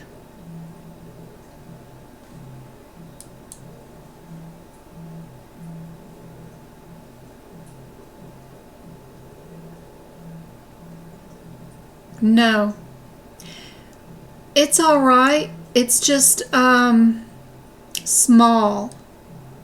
The amount of questions that you actually get in their workbooks after you get all through all the pages of all the talking, I guess you'd say, and then you don't get the rationale with them a lot of times. You just get a right or wrong answer, and that leaves you with wondering why the answer is what it is. It doesn't really help you. I sincerely promise, using pocketprep.com for AAPC, they have 750 of these questions with rationale and page numbers where the answers are, is a good option. It's $14 a month or $36 for 3 months, or you can fill out one of their financial aid forms and get it for free. They have a pass guarantee. But the very best place to get your practice exam questions should be AAPC's website. They sell only the exams. You don't have to buy a course or even a workbook or anything. Go there, buy practice exams A, B, C, D, E, and F for CPC. If you want more, go buy the ones for COC, A, B, C, D, E, and F. It's like 1,200 questions right there. That's more than enough. I found a lot of the COC practice exam questions were my actual questions on my CPC certification exam. You're welcome. Thanks for the follow, Tanya. We've got B's and C's. Tracy, thanks for the follow.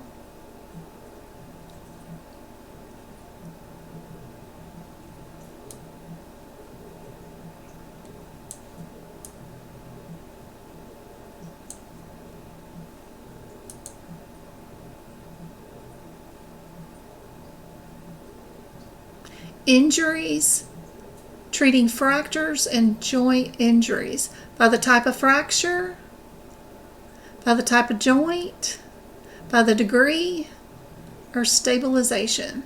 Type of fracture? Nope. The treatment and stabilization, it is D. No one got that one right. If you are in the AMA CPT book, they claim the answer is on page 123 of the 2023 book. I don't know what it would be in the 2024. Take a look. Let's see. So, fractures. Let's see.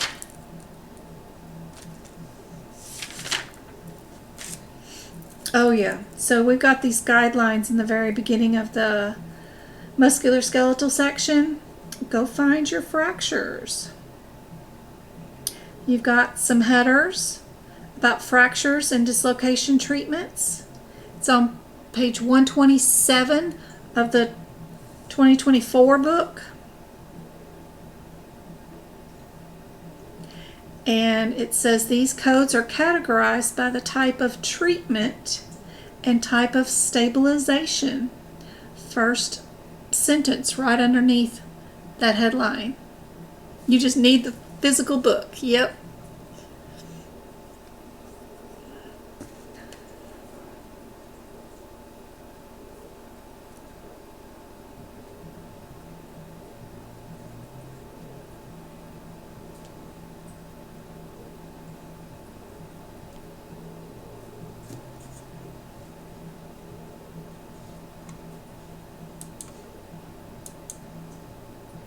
Next one. I see some that have the multiplication times them. If A was the answer, then that's 4 CPT codes being billed. If D is the answer, you've got 5 CPT codes being billed. Something like that. 4 or 5. 4? It's 4. Or would your answer be one code? Which one would it be? The 130? The 111? Go look at your differences. And if your answer is dealing with 4 things, maybe. But check your books. Check your codes. I like the online bookstore book run. They have an eBay shop and other things, but they usually have the cheapest books out there with free shipping. So I just always do a Google search and change my Google search to shopping and then look for the cheapest CPT book for the current year with free shipping can be sent to me. And then I'll look different days because prices go up and down depending on the day of the week. It's funny. So I keep looking till I find the price that I want. We got a couple of D's and a C.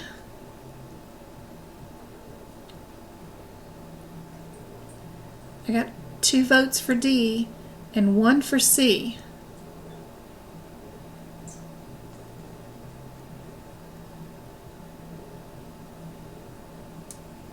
This is the name of the procedure.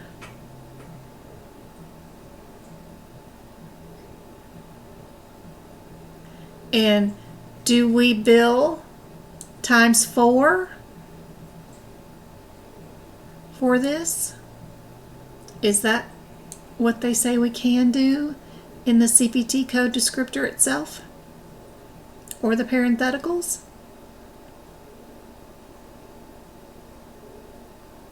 Now we've got an A, 1A, 1C, and 2 Ds.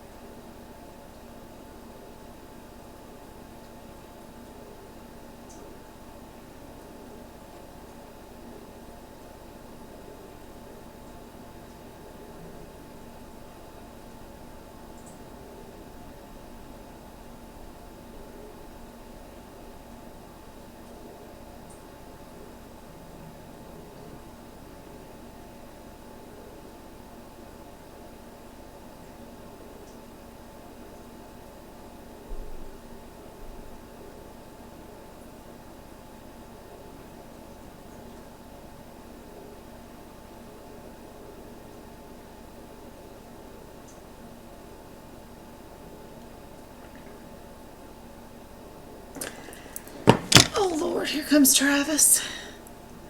Got another B. And another D. So we got we got 3 D's. All right, so let's pick D. Good job, guys. D is your answer.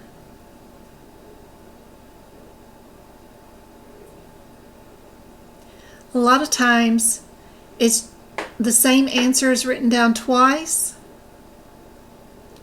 and that would have been answer A and answer D because they both start off with the same CPT code, the 44120.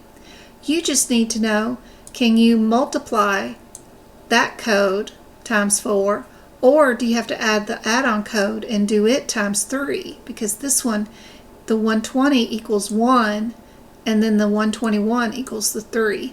That's the proper format. We very rarely, there's a couple of allergy injections in the back of the book or something like that we might times the very first code and only code presented, but usually it's the second code that always gets the times. And also another fun fact is, if a code is an add-on code, meaning it has a plus symbol in front of it, like the 44121, then that code can never have a modifier. We just times them. Those are the ones that get timesed. Next question.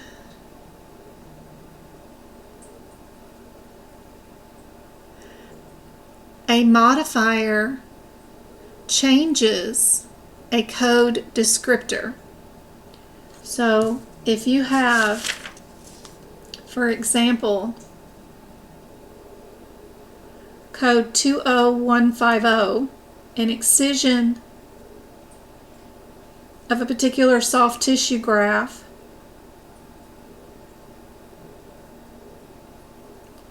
that might have a graft in it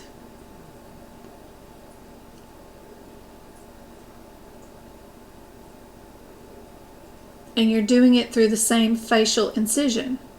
Good gracious. What they're doing inside this excision is starting back and making the growth plate start growing back. Well, what if this particular bone had 2 growth plates in it and you had to repair both at the same time? This particular CPT code descriptor only says 1 bar. That epicele bar is also known as your growth plate. So it only pays for once. So if you had to do it twice, you need to change that CPT code descriptor. So that's what modifiers do. The full list of every modifier is listed in your HipPix book and in your CPT book. There's a lot of modifiers on the CPC exam that will not be in your CPT book. So don't get stuck thinking those modifiers in the CPT book are the only modifiers, because there are quite a few that are in your HipPix book. And in fact, I ask you to move your anesthesia modifiers to the anesthesia section when you're making your notes, because that whole section, all the answers will require a modifier, and there's about 9 of them, and you don't want to have 2 books open at the same time. Go on and move them to the anesthesia section. There's plenty of room at the guidelines. Just write that full list right there. That way you just turn 1 page back and your modifiers are written right there.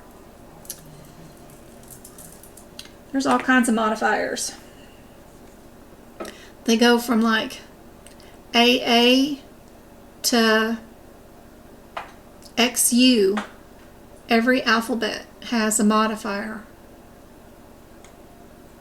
What do you guys think the answer is for this one?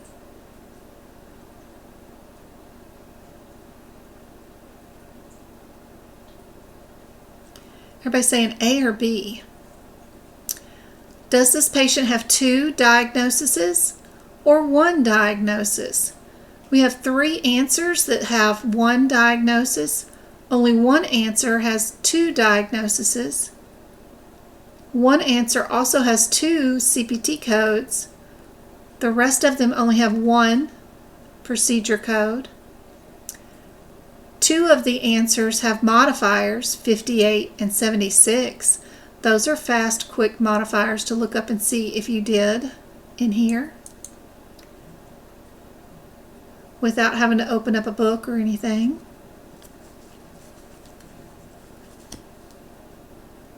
"58 is staged.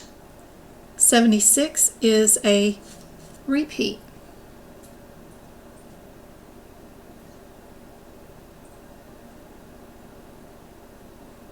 Does that change anybody's answer?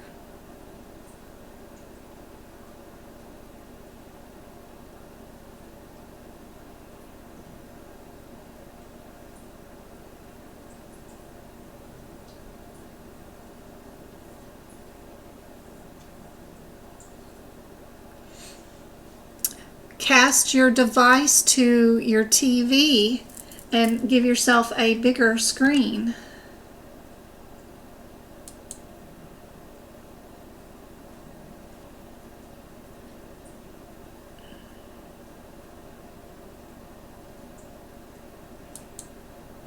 No, that didn't help.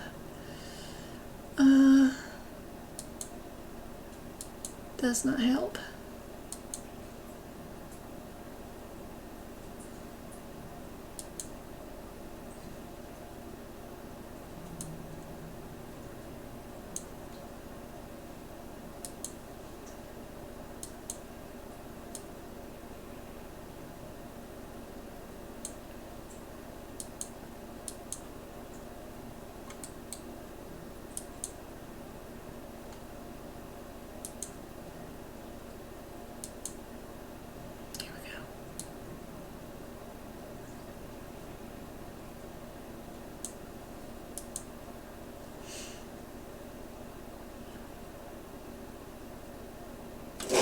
Yep.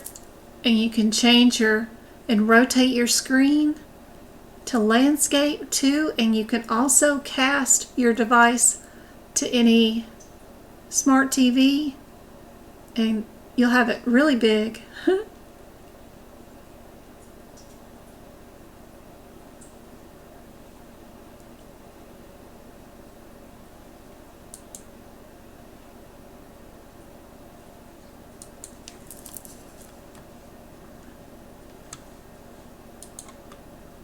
Oops.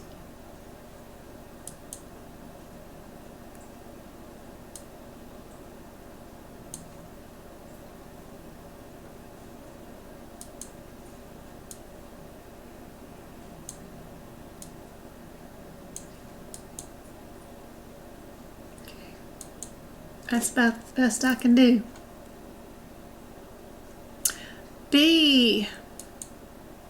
Good job. Correctamundo. Correct. Good job.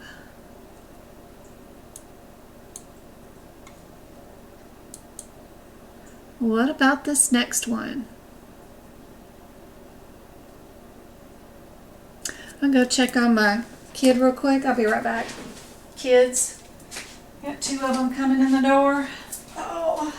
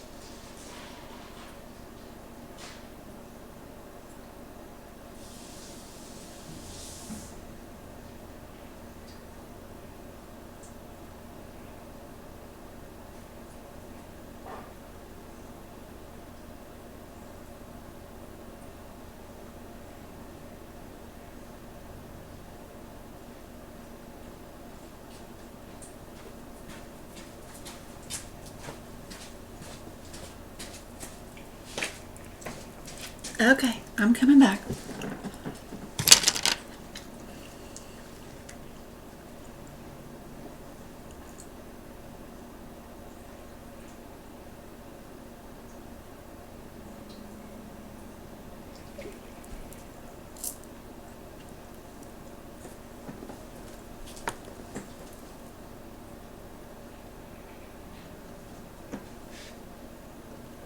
Oh, Jay, thanks for sharing. Jay Renee, my mom almost named me Christina Renee. She was actually on the phone with her mom and dad saying she's had the first daughter in the family, granddaughter, and her name was Christina Renee.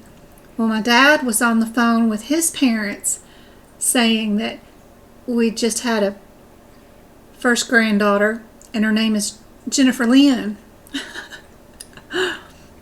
I think it was the only fight my dad ever won with my mom. I still think about it every time I see the name Renee. It was almost my name. We got A's and C's.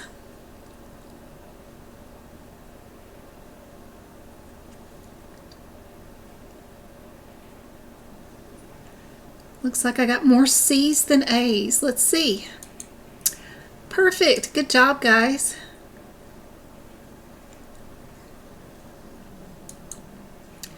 Next question. Get this a little bit lower. There you go. Y'all work on this one.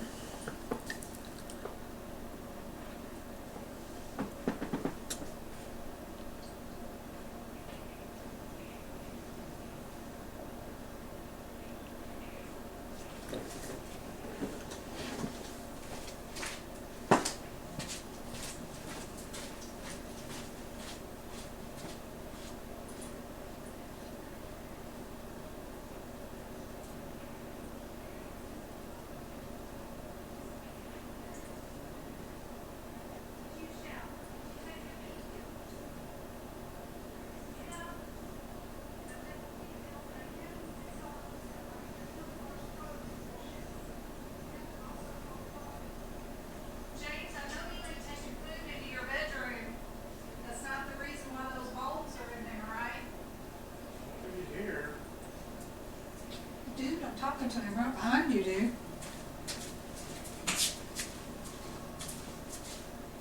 He is oblivious to everything. I hate you. Blame James. I hate you. Oh, I told you I need another straw. That hair, dude. What are you doing with that hair? What do you mean? That does not look like normal. Mm, What is that? I don't know. That is not a hairstyle. The hell is that? I like it. Go What? get a shower. You've been at a restaurant, in the casinos, in Vegas. And here, Robin, here for me. You can't just come into my house and not de-germ yourself. I will. Now. I'm tired. No. No negotiations. You've been at the casinos. You are not going to get my 74-year-old mother sick. Go shower now. Well, Soap and water.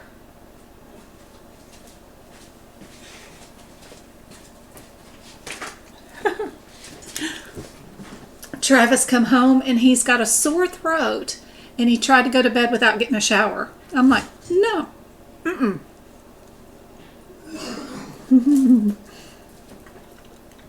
You have to get a shower when you go out and hang out with humans and get coughed all over. All right.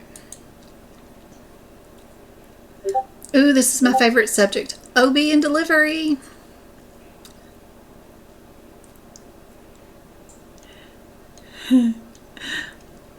If the second and third digit is different, then they're different headers. If in OB and delivery, your second and third digit is a 9-4, then it was an all-natural birth. If your second and third digit is 9-5, then this would be a C-section. If your second and third digit is a 9-6, then this means on a previous pregnancy, the outcome was C-section. But today, on a second pregnancy, or third or fourth or fifth, we're going to attempt a natural delivery, but we may end up doing a C-section. So it's kind of like your combo code. Knowing that little trick in your head will help you pick out the correct answers quickly. Anytime you see the labor and delivery codes, what was the outcome of the delivery? If it's natural, all the way, you know your second and third digits of the CPT code are 9-4. If we did a C-section today and it's mama's very first C-section ever,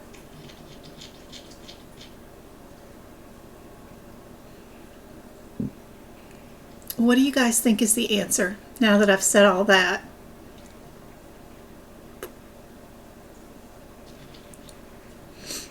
Do we need those modifiers, 59 or 51?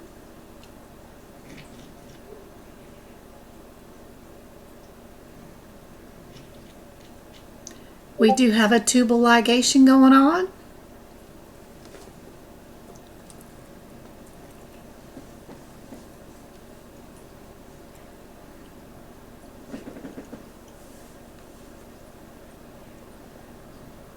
Thanks for the follow, AJ.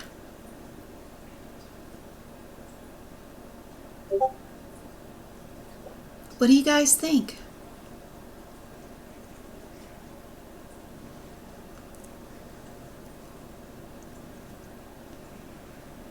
Share, thanks for the follow.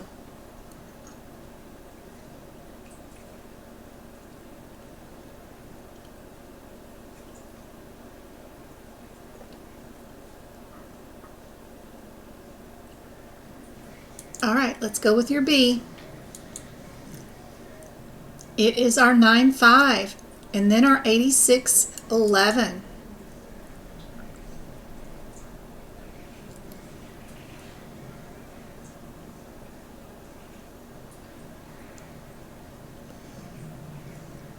Not sure they got this question right. Didn't she have multiple C-sections before? Third child via a C-section following an attempt. Yeah, they have the wrong answer for this one. I'll have to get them to correct this one. We're doing the 250 that I have not audited yet from this one. Oh yeah, they definitely have this one wrong. They even say it right there. Huh. Anyway, we'll move on. Lab and path. Note there are modifiers in some of these answers like D and C. Is that a modifier you normally see in practice exam questions with medical coding? Would we do answer A has 1, 2, 3, 4, 5 tests, or would we do answer B that has 1, 2, 3, 4, 5, 6, 7, 8, 9 tests in it?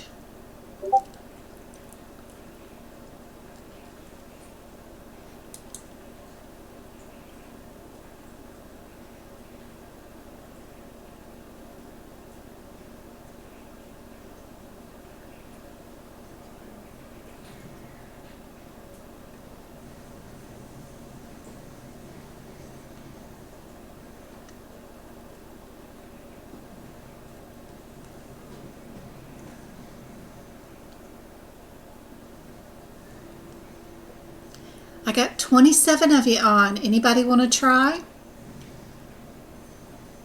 How many tests did we order? Urea, sodium, potassium, amyline, amino, protein, calcium, carbon dioxide, chloride, creatinine, glucose, and TSH.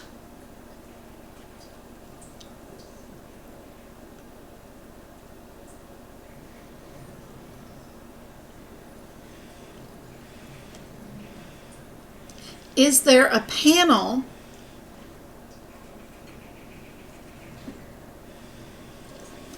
code that can combine some of these so that we're not coding them all individually? Panel codes always have the second and third digit as 00. Kind of looks like the eyeballs of a smiley face. It's the way I remember it. So 80048 is a panel. So is 0051. Go see what's inside those panels. That will eliminate some of these words. Then you can count what's left over and know that that's got to be coded. I'm positive glucose isn't in one of these panels, and neither is the TSH. But some of this other stuff looks like it could be in a panel. 52 modifier is a reduced service modifier. Are we really going to do that code on a lab and path answer? Can we order a panel that has a test in it that wasn't done and just slap a modifier on it and say, oh, we'll just pay us reduced services for it then?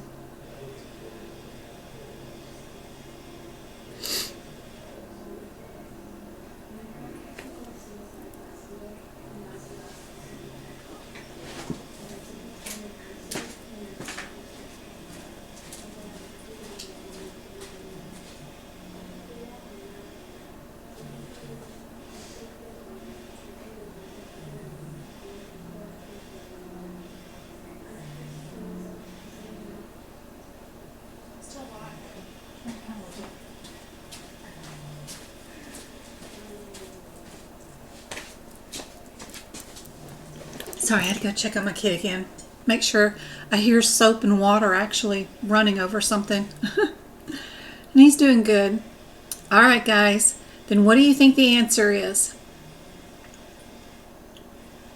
Good job, Stacy.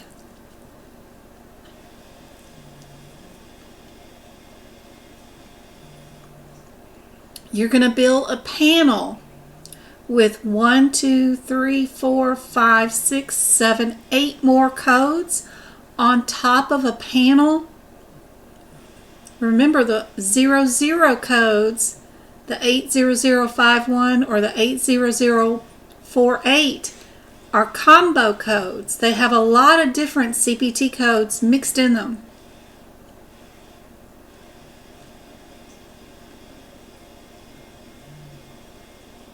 So kind of without even looking in a book, this question, if we know our modifier looks really strange for lab and path, and we know that adding a whole panel code that's supposed to be a combination code with a bunch of codes in it, and then adding a whole bunch more, I don't know. Could be the answer. I don't know what the answers are, but we'll see. Just my inclination.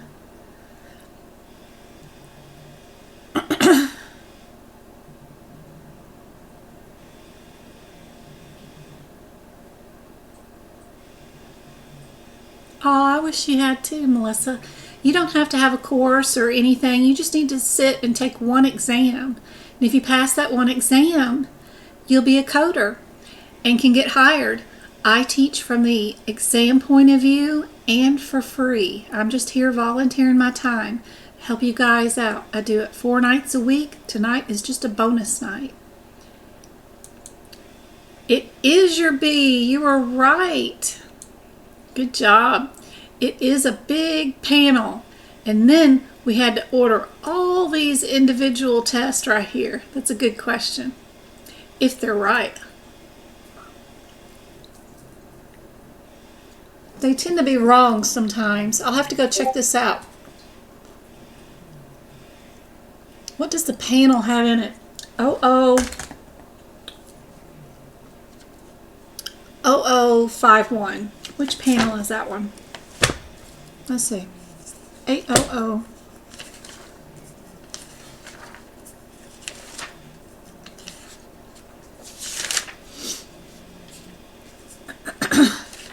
Trying to eat a peanut butter and jelly sandwich. Haven't eaten yet today. Okay. 51 has your carbon dioxide in it. It has that one in it. It has your chloride in it. It has potassium. Did our doctor order potassium? Yep, it's up there at the top. And then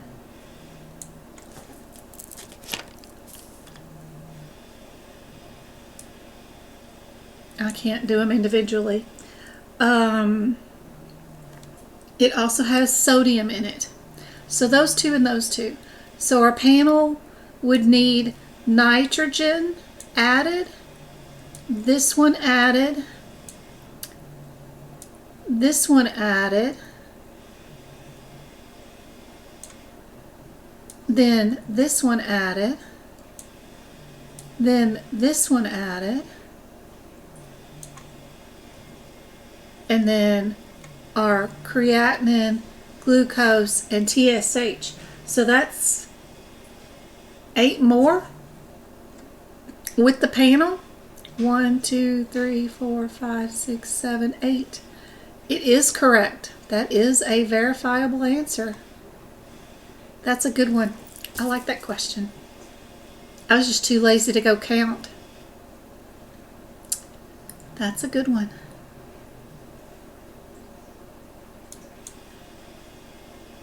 All right, we've got an 11-year-old with a face-to-face visit.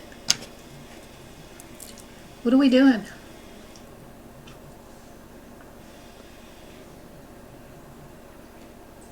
Oh, okay. 2 hours and 29 minutes so far. Okay.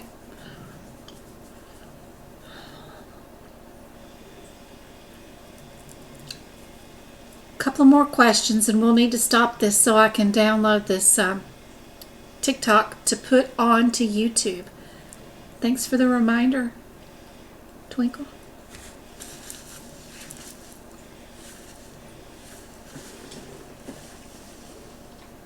On my website at medicalcodingbyjen.com, if you go to the tab that says social media, scroll down to the bottom of the page, you'll see a picture of me in my office, and my schedule is right there.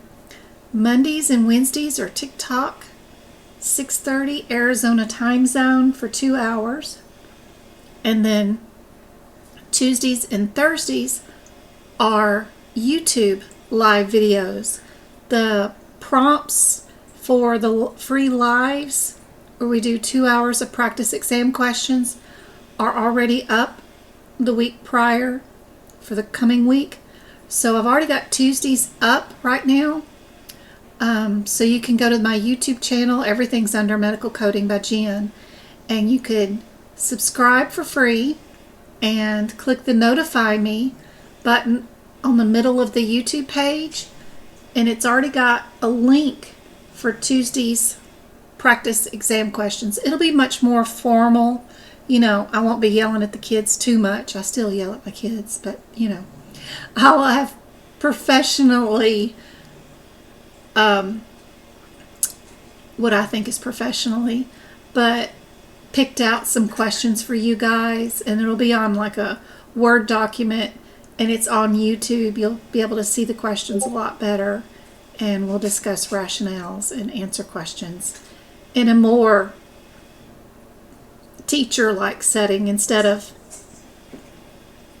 tonight's just bonus material. I'm just sitting here and was a little lonely. The boys had went out to dinner and they're back now, so I thought I'd go live while the house was quiet for a minute, but of course they're back.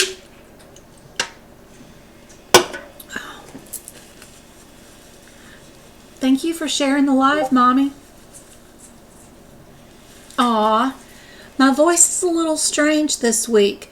It's sometimes my voice feels like I'm straining a lot sometimes, and that happens when I don't go live consistent. I was off 2 days this week for a pulled muscle in my back, going to the gym. I'm too old, 52. I'll be 53 in April. But we routinely go, but I just overexerted myself. And it had me down. I could not sit at my work desk. It was awful. So because I had 2 days where I didn't talk, My voice seems to not like those days, but normally it's not as scraggly.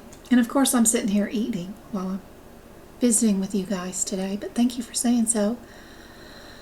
But typically, Monday through Thursday, I go live every night for 2 hours. This Wednesday, I think, is that Valentine's Day? The boys have a dance. And I'm Mama Bear. They don't go nowhere without me, very rarely. They were with family for dinner tonight. But they went to the dinner and then they come back home. That's it. But I'll go to the dance and I'll sit out in the parking lot and wait for them to come out of the building. That way, if something happens, if they need me, and I can also audit the entrances and exits of the dance and make sure that they're where they say they are. Kids, you can't trust them as far as you can throw them. So, yeah, I'll be sitting in the parking lot like a guard dog waiting to snap at somebody. But so Wednesday night will have to be canceled. But I may go live, but it will be just from the car without any material, just answering questions and stuff. Depending on what I feel like doing.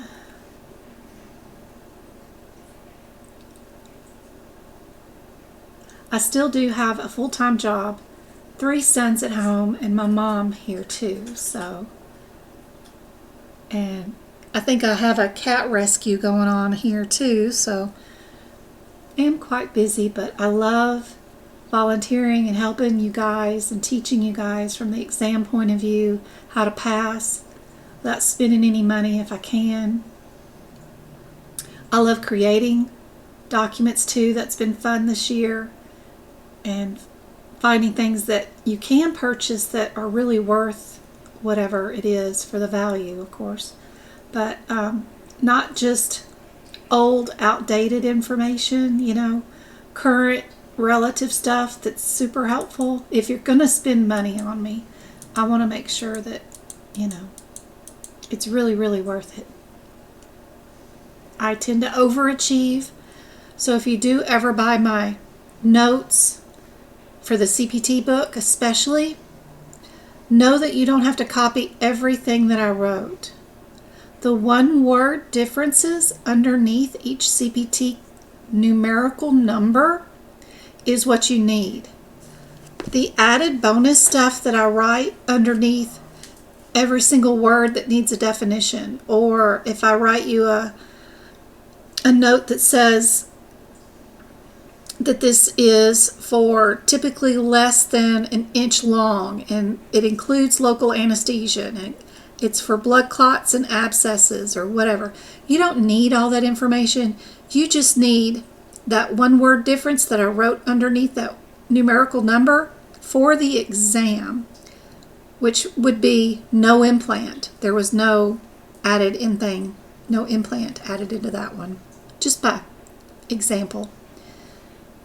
But I do put a lot of bonus material in my notes that if you did take my notes with you for a real job in the real life and you actually went into like cardiology or something like that and you don't know a lot about that particular area, you'll know a lot about what's going on inside each CPT code, surgically wise,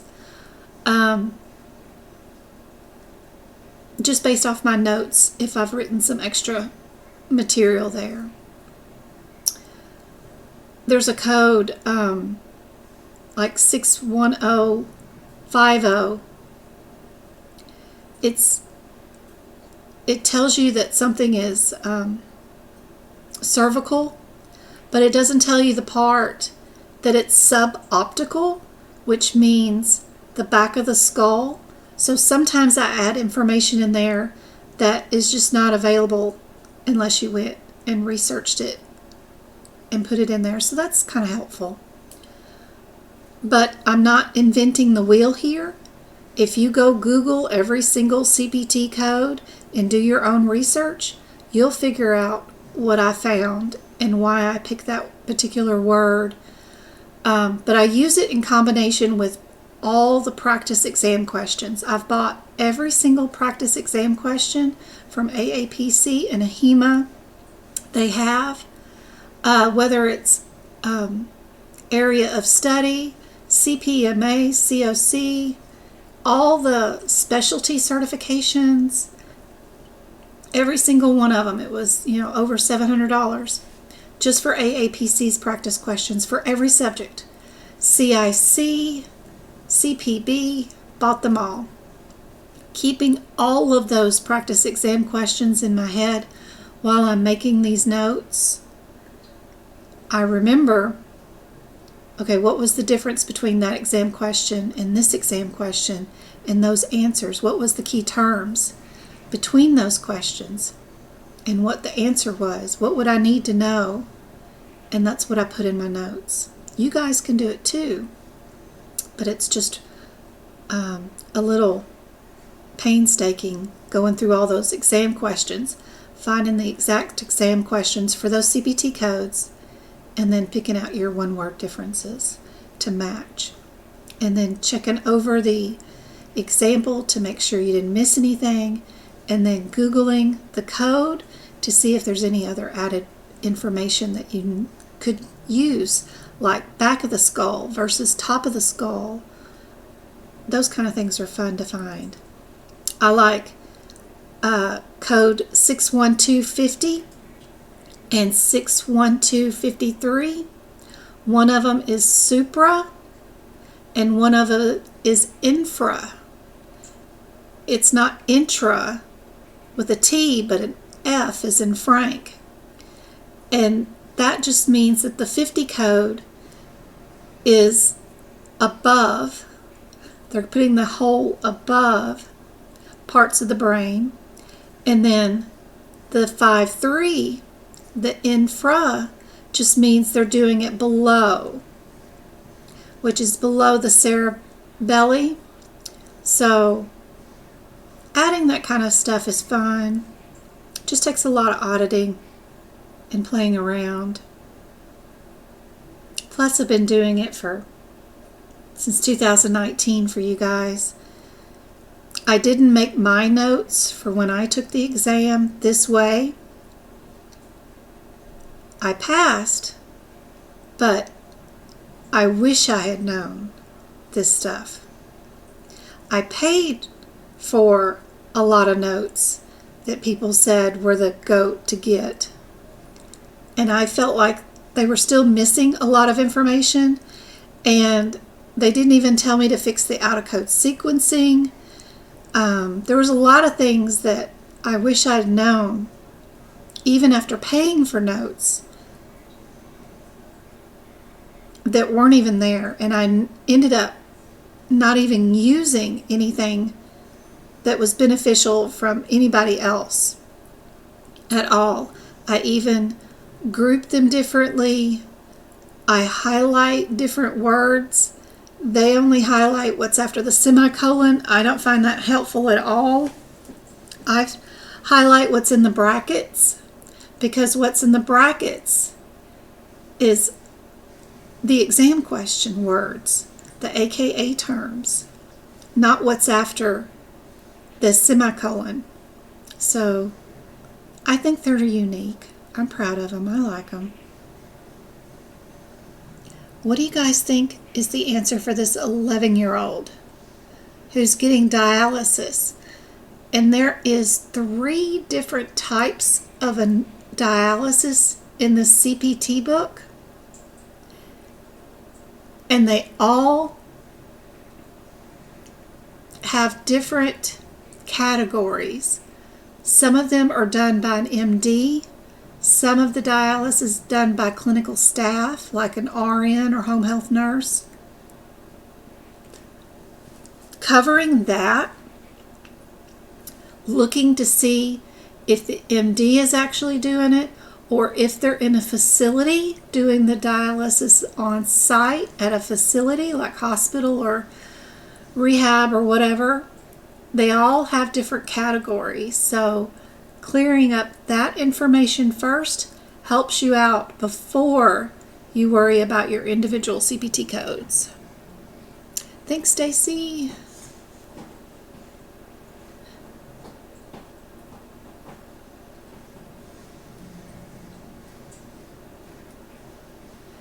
Kelsey, thanks for the follow.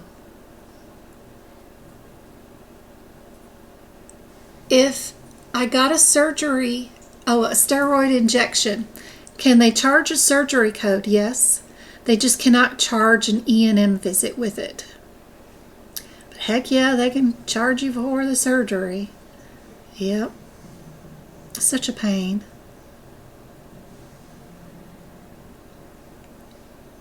You'll find a job. There's so many jobs out there right now. I do recommend you get 2 certificates, like CPC and CRC, or CPMA, or CCA with a CPC. Having 2 not only gets you in the job market faster as far as being new hire, it also increases your pay rate. AAPC says up to $10,000 more at annual income if you have 2 certificates. And I see that in my career for sure. So I don't think they're being too boastful on that. So, and I know everybody has, it's hard, you know.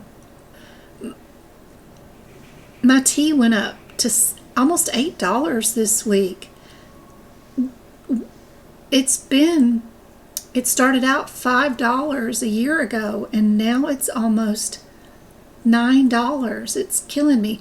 And that's for a week's worth of tea. I mean, I'm stingy, and I spread my money out, but I know I bought this tea not a month ago, and it was not in the $8 range. It wasn't. It wasn't even in the $7 range. It was still in the $6 range. I don't know what made it go up this week. It's crazy. But yes, I know things are tough, but if you can manage 2 certificates, take 2 exams, I would love that. The CRC is only over ICD-10, so you only need that 1 book and that 1 set of guidelines, right? So that's a certificate worth thinking about. Also, if you've already passed the CPC, you can do any one of their specialty ones, like the evaluation and management specialist. Just do office visits certification, or COC, which is just outpatient hospital. If you pass the CPC, then you could take quite a few of their certificates and have 2 without much learning extra stuff.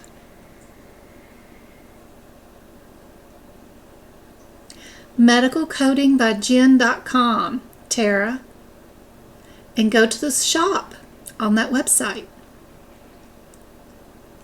Don't forget to stop by the resource tab.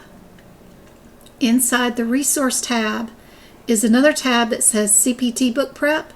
It shows you how to book your books, how to prep your books for free. There's also a tab with 3 videos on it that'll show you how I go in with a video on my book, and I'm going code by code and what I'm writing and how I'm writing it and stuff like that. It's all for free. But if you want page by page and just copy what I've done, then the notes are there. I have a coupon that will automatically generate as you start putting stuff into a shopping cart.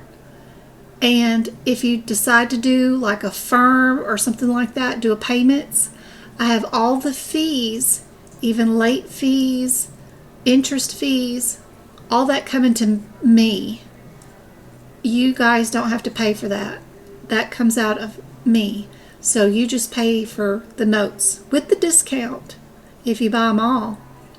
And I'll pay the fees to have it spread out in payments with the firm or whoever you use. PayPal's up there too, so you can do payments on PayPal. There's ICD-10 notes, there's HIPICS notes.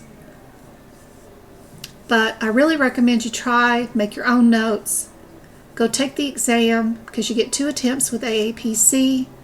And if you fail, you'll get a breakdown of what your score was in all your areas, and then only get the notes in the areas of where you did really, really low in that has a high count volume of questions on the exam. Like hit picks, there's only 3 questions out of 100 that are hit picks. So if you bombed it, but then you only got half of the answers right in integumentary, don't buy the hit pick notes, buy the integumentary notes, because there's more questions on the exam in integumentary. So you get more, you need to get those scores up more. So anyway, that's my thought process on that. But hopefully, and I've helped thousands of people not have to buy a thing from me. So I've got tons of free videos. I think there's over 700 on YouTube. Tons of TikTok videos, of course. Instagram videos, Facebook group. By far the best study group is our Discord group. There's 2 years of practice exam questions. There's case example rooms, practicode rooms, what to expect on exam day. Where do I start if you're just starting? I have a room for that with a bunch of videos just posted. You start at the top and work your way down. Our Discord group is the place to be. It's all free, no tracking. I don't get copies of your email addresses or nothing. But our Discord group is great. If you're taking AAPC certification, you can use the 2023 CPT book till December 31st. If you're doing AHIMA, AHIMA is only going to allow the 2023 CPT book until May 1st of 2024. Hey Kristen, thanks for the follow. Amanda, thanks for the follow. If I missed you, I'm sorry. I hope that helped Tara about finding my notes. Some of my notes are on Etsy too. I don't have the full list on Etsy. Just some people prefer buying from a company than buying from me directly on my own website, which is fine. I just have to charge just a little bit more for the items that are on Etsy, because Etsy has big time Etsy fees. They're killer with their fees. When I own my own website, I just pay for the collection of the money, card processing, which is like 7%, and then taxes, which is another 7% or whatever, 9%, depending on your state. And then on Etsy, they get 14%, and then you got taxes on top of that. So it gets expensive. So I do have them just a little bit higher price, but they are on Etsy too. Everything's under Medical Coding by Jen. What did you guys think the answer is for this one? Sammy? Lay down. Did I see anybody? I saw a B. B is the last answer that somebody said. It was C, times 3. An 11-year-old face-to-face visit with her physician who received 3 daily services during a 1-month period. So these are billed per day, per month. Very cool.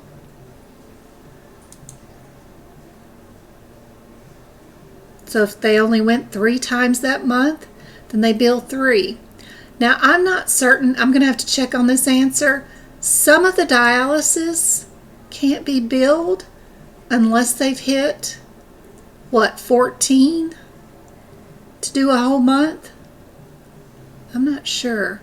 Can we just bill for just 3? Maybe.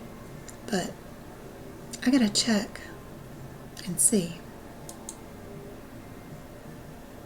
Oh yeah, time. Okay, let's do one more and then we'll be done. I Oh, I remember. Yep. We're almost 3 hours. We've got 2 hours and 51 minutes. This question, did we do one CPT code or did we do two? Would we use the 51 modifier? What kind of lesions would be classified as vascular? What the heck does that mean? We've got an intra. A lot of the codes are separated between extracranial or intracranial, an E or an I. One little bitty letter differences in some of those. Sometimes they can be intracranial, but then they could be extradural. So you have to be careful. Don't match one intra, you have to match both intras. And we have infra also here. So we could have an intracranial, extradural, or an intratemporal. All of those need to match. Plus we got a graft repair. I go through the entire book.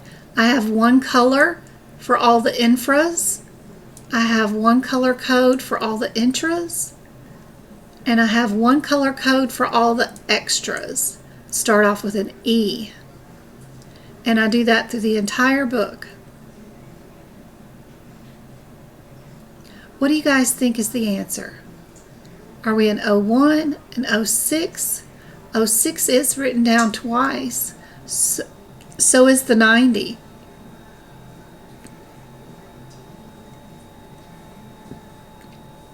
I got 18 brave souls laying in bed, bleary-eyed looking at the screen.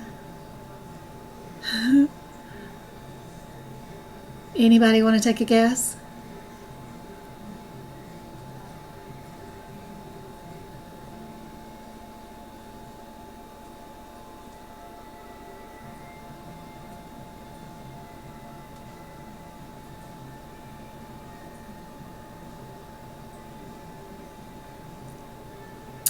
A shot is a surgery. I know it doesn't seem like it. Somebody asked, if I got a steroid injection, can they charge for a surgery code? Yep. That steroid isn't just going in like a Benadryl shot that's going to combine with your bloodstream and prevent you from having an allergic reaction or something, right? That steroid injection was given in a joint to relieve pain most of the time. And being able to place that needle in the specific spot for a pain relieving injection is classified as a surgery. Inexpensive one for just a damn shot of steroids. Depomedrol, right? So that's the explanation of that one. And you guys like D? Yayo, thank you for the follow. It was C. One code only, and we only needed the secondary code. Let's see. R06. It can't be the 9 because that's middle cranial. 601 is anterior. And then the 606 includes your graft. And your answers are on page 456 if you're in the 2023 CPT book. D without looking. Don't ever pick two codes when an alternate answer is just one code. On an AAPC CPC exam, number one rule. If you know nothing else and you are just needing to click an answer because you've run out of time and the difference is between two CPT codes and one, go with 1 every single time. And if it's a difference between 2 CPT codes, which one is numerically smaller? Out of these answers, it would have been A, is the smaller of the codes because it's 01. That is in general most of the time the answer on an AAPC exam. But I hope that helps, Stacy. Thanks for hanging out and participating and letting me help you out. At least try to help you out. I appreciate y'all's faith in hanging out with me and listening to this old lady squawk and try to share some info. I appreciate you guys, and I hope this was helpful. I don't know if I'll be on for Super Bowl Sunday tomorrow. My house is still a mess, and my mama's going to come in here, and I got to clean off some space off the couches. I got laundry all over the couches right now. I did do the washing of the slip covers, put them back on, but now I got towels I got to put away, and I got to do some nachos and a roast. I got to cook some stuff, so I don't know if I'll have time tomorrow. Not that we've watched football all year long, but we just watch for the commercials and stuff.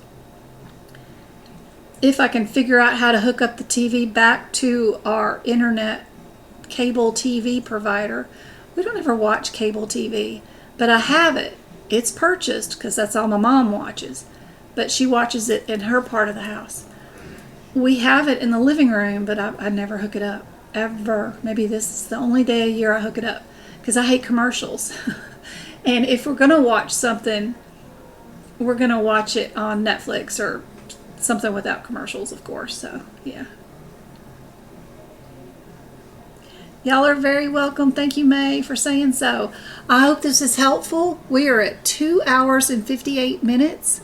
I'm going to end the live here so I can download this and post this up on YouTube so others that missed it can watch it. Thanks, Stacy. I hope this is helpful, and I hope to see you guys again, and I'm proud of you guys. Thank you for hanging out. And there's your quick look at the next question. You'll have to come back on Monday and we'll go over what the answer is. Love y'all. Y'all have a good weekend. Have a good day tomorrow. Moms, don't work too hard. Make them get up and do the dishes, the floors, bathroom cleanup, and more. Guys or children do not get to just take out the garbage and be done with tomorrow, and that's the only chore that they did tomorrow. They actually need to get their hands wet and wash something. Floors, bathrooms, or dishes. Tell them Jen said so. I love y'all. See y'all later. Thanks, Trace.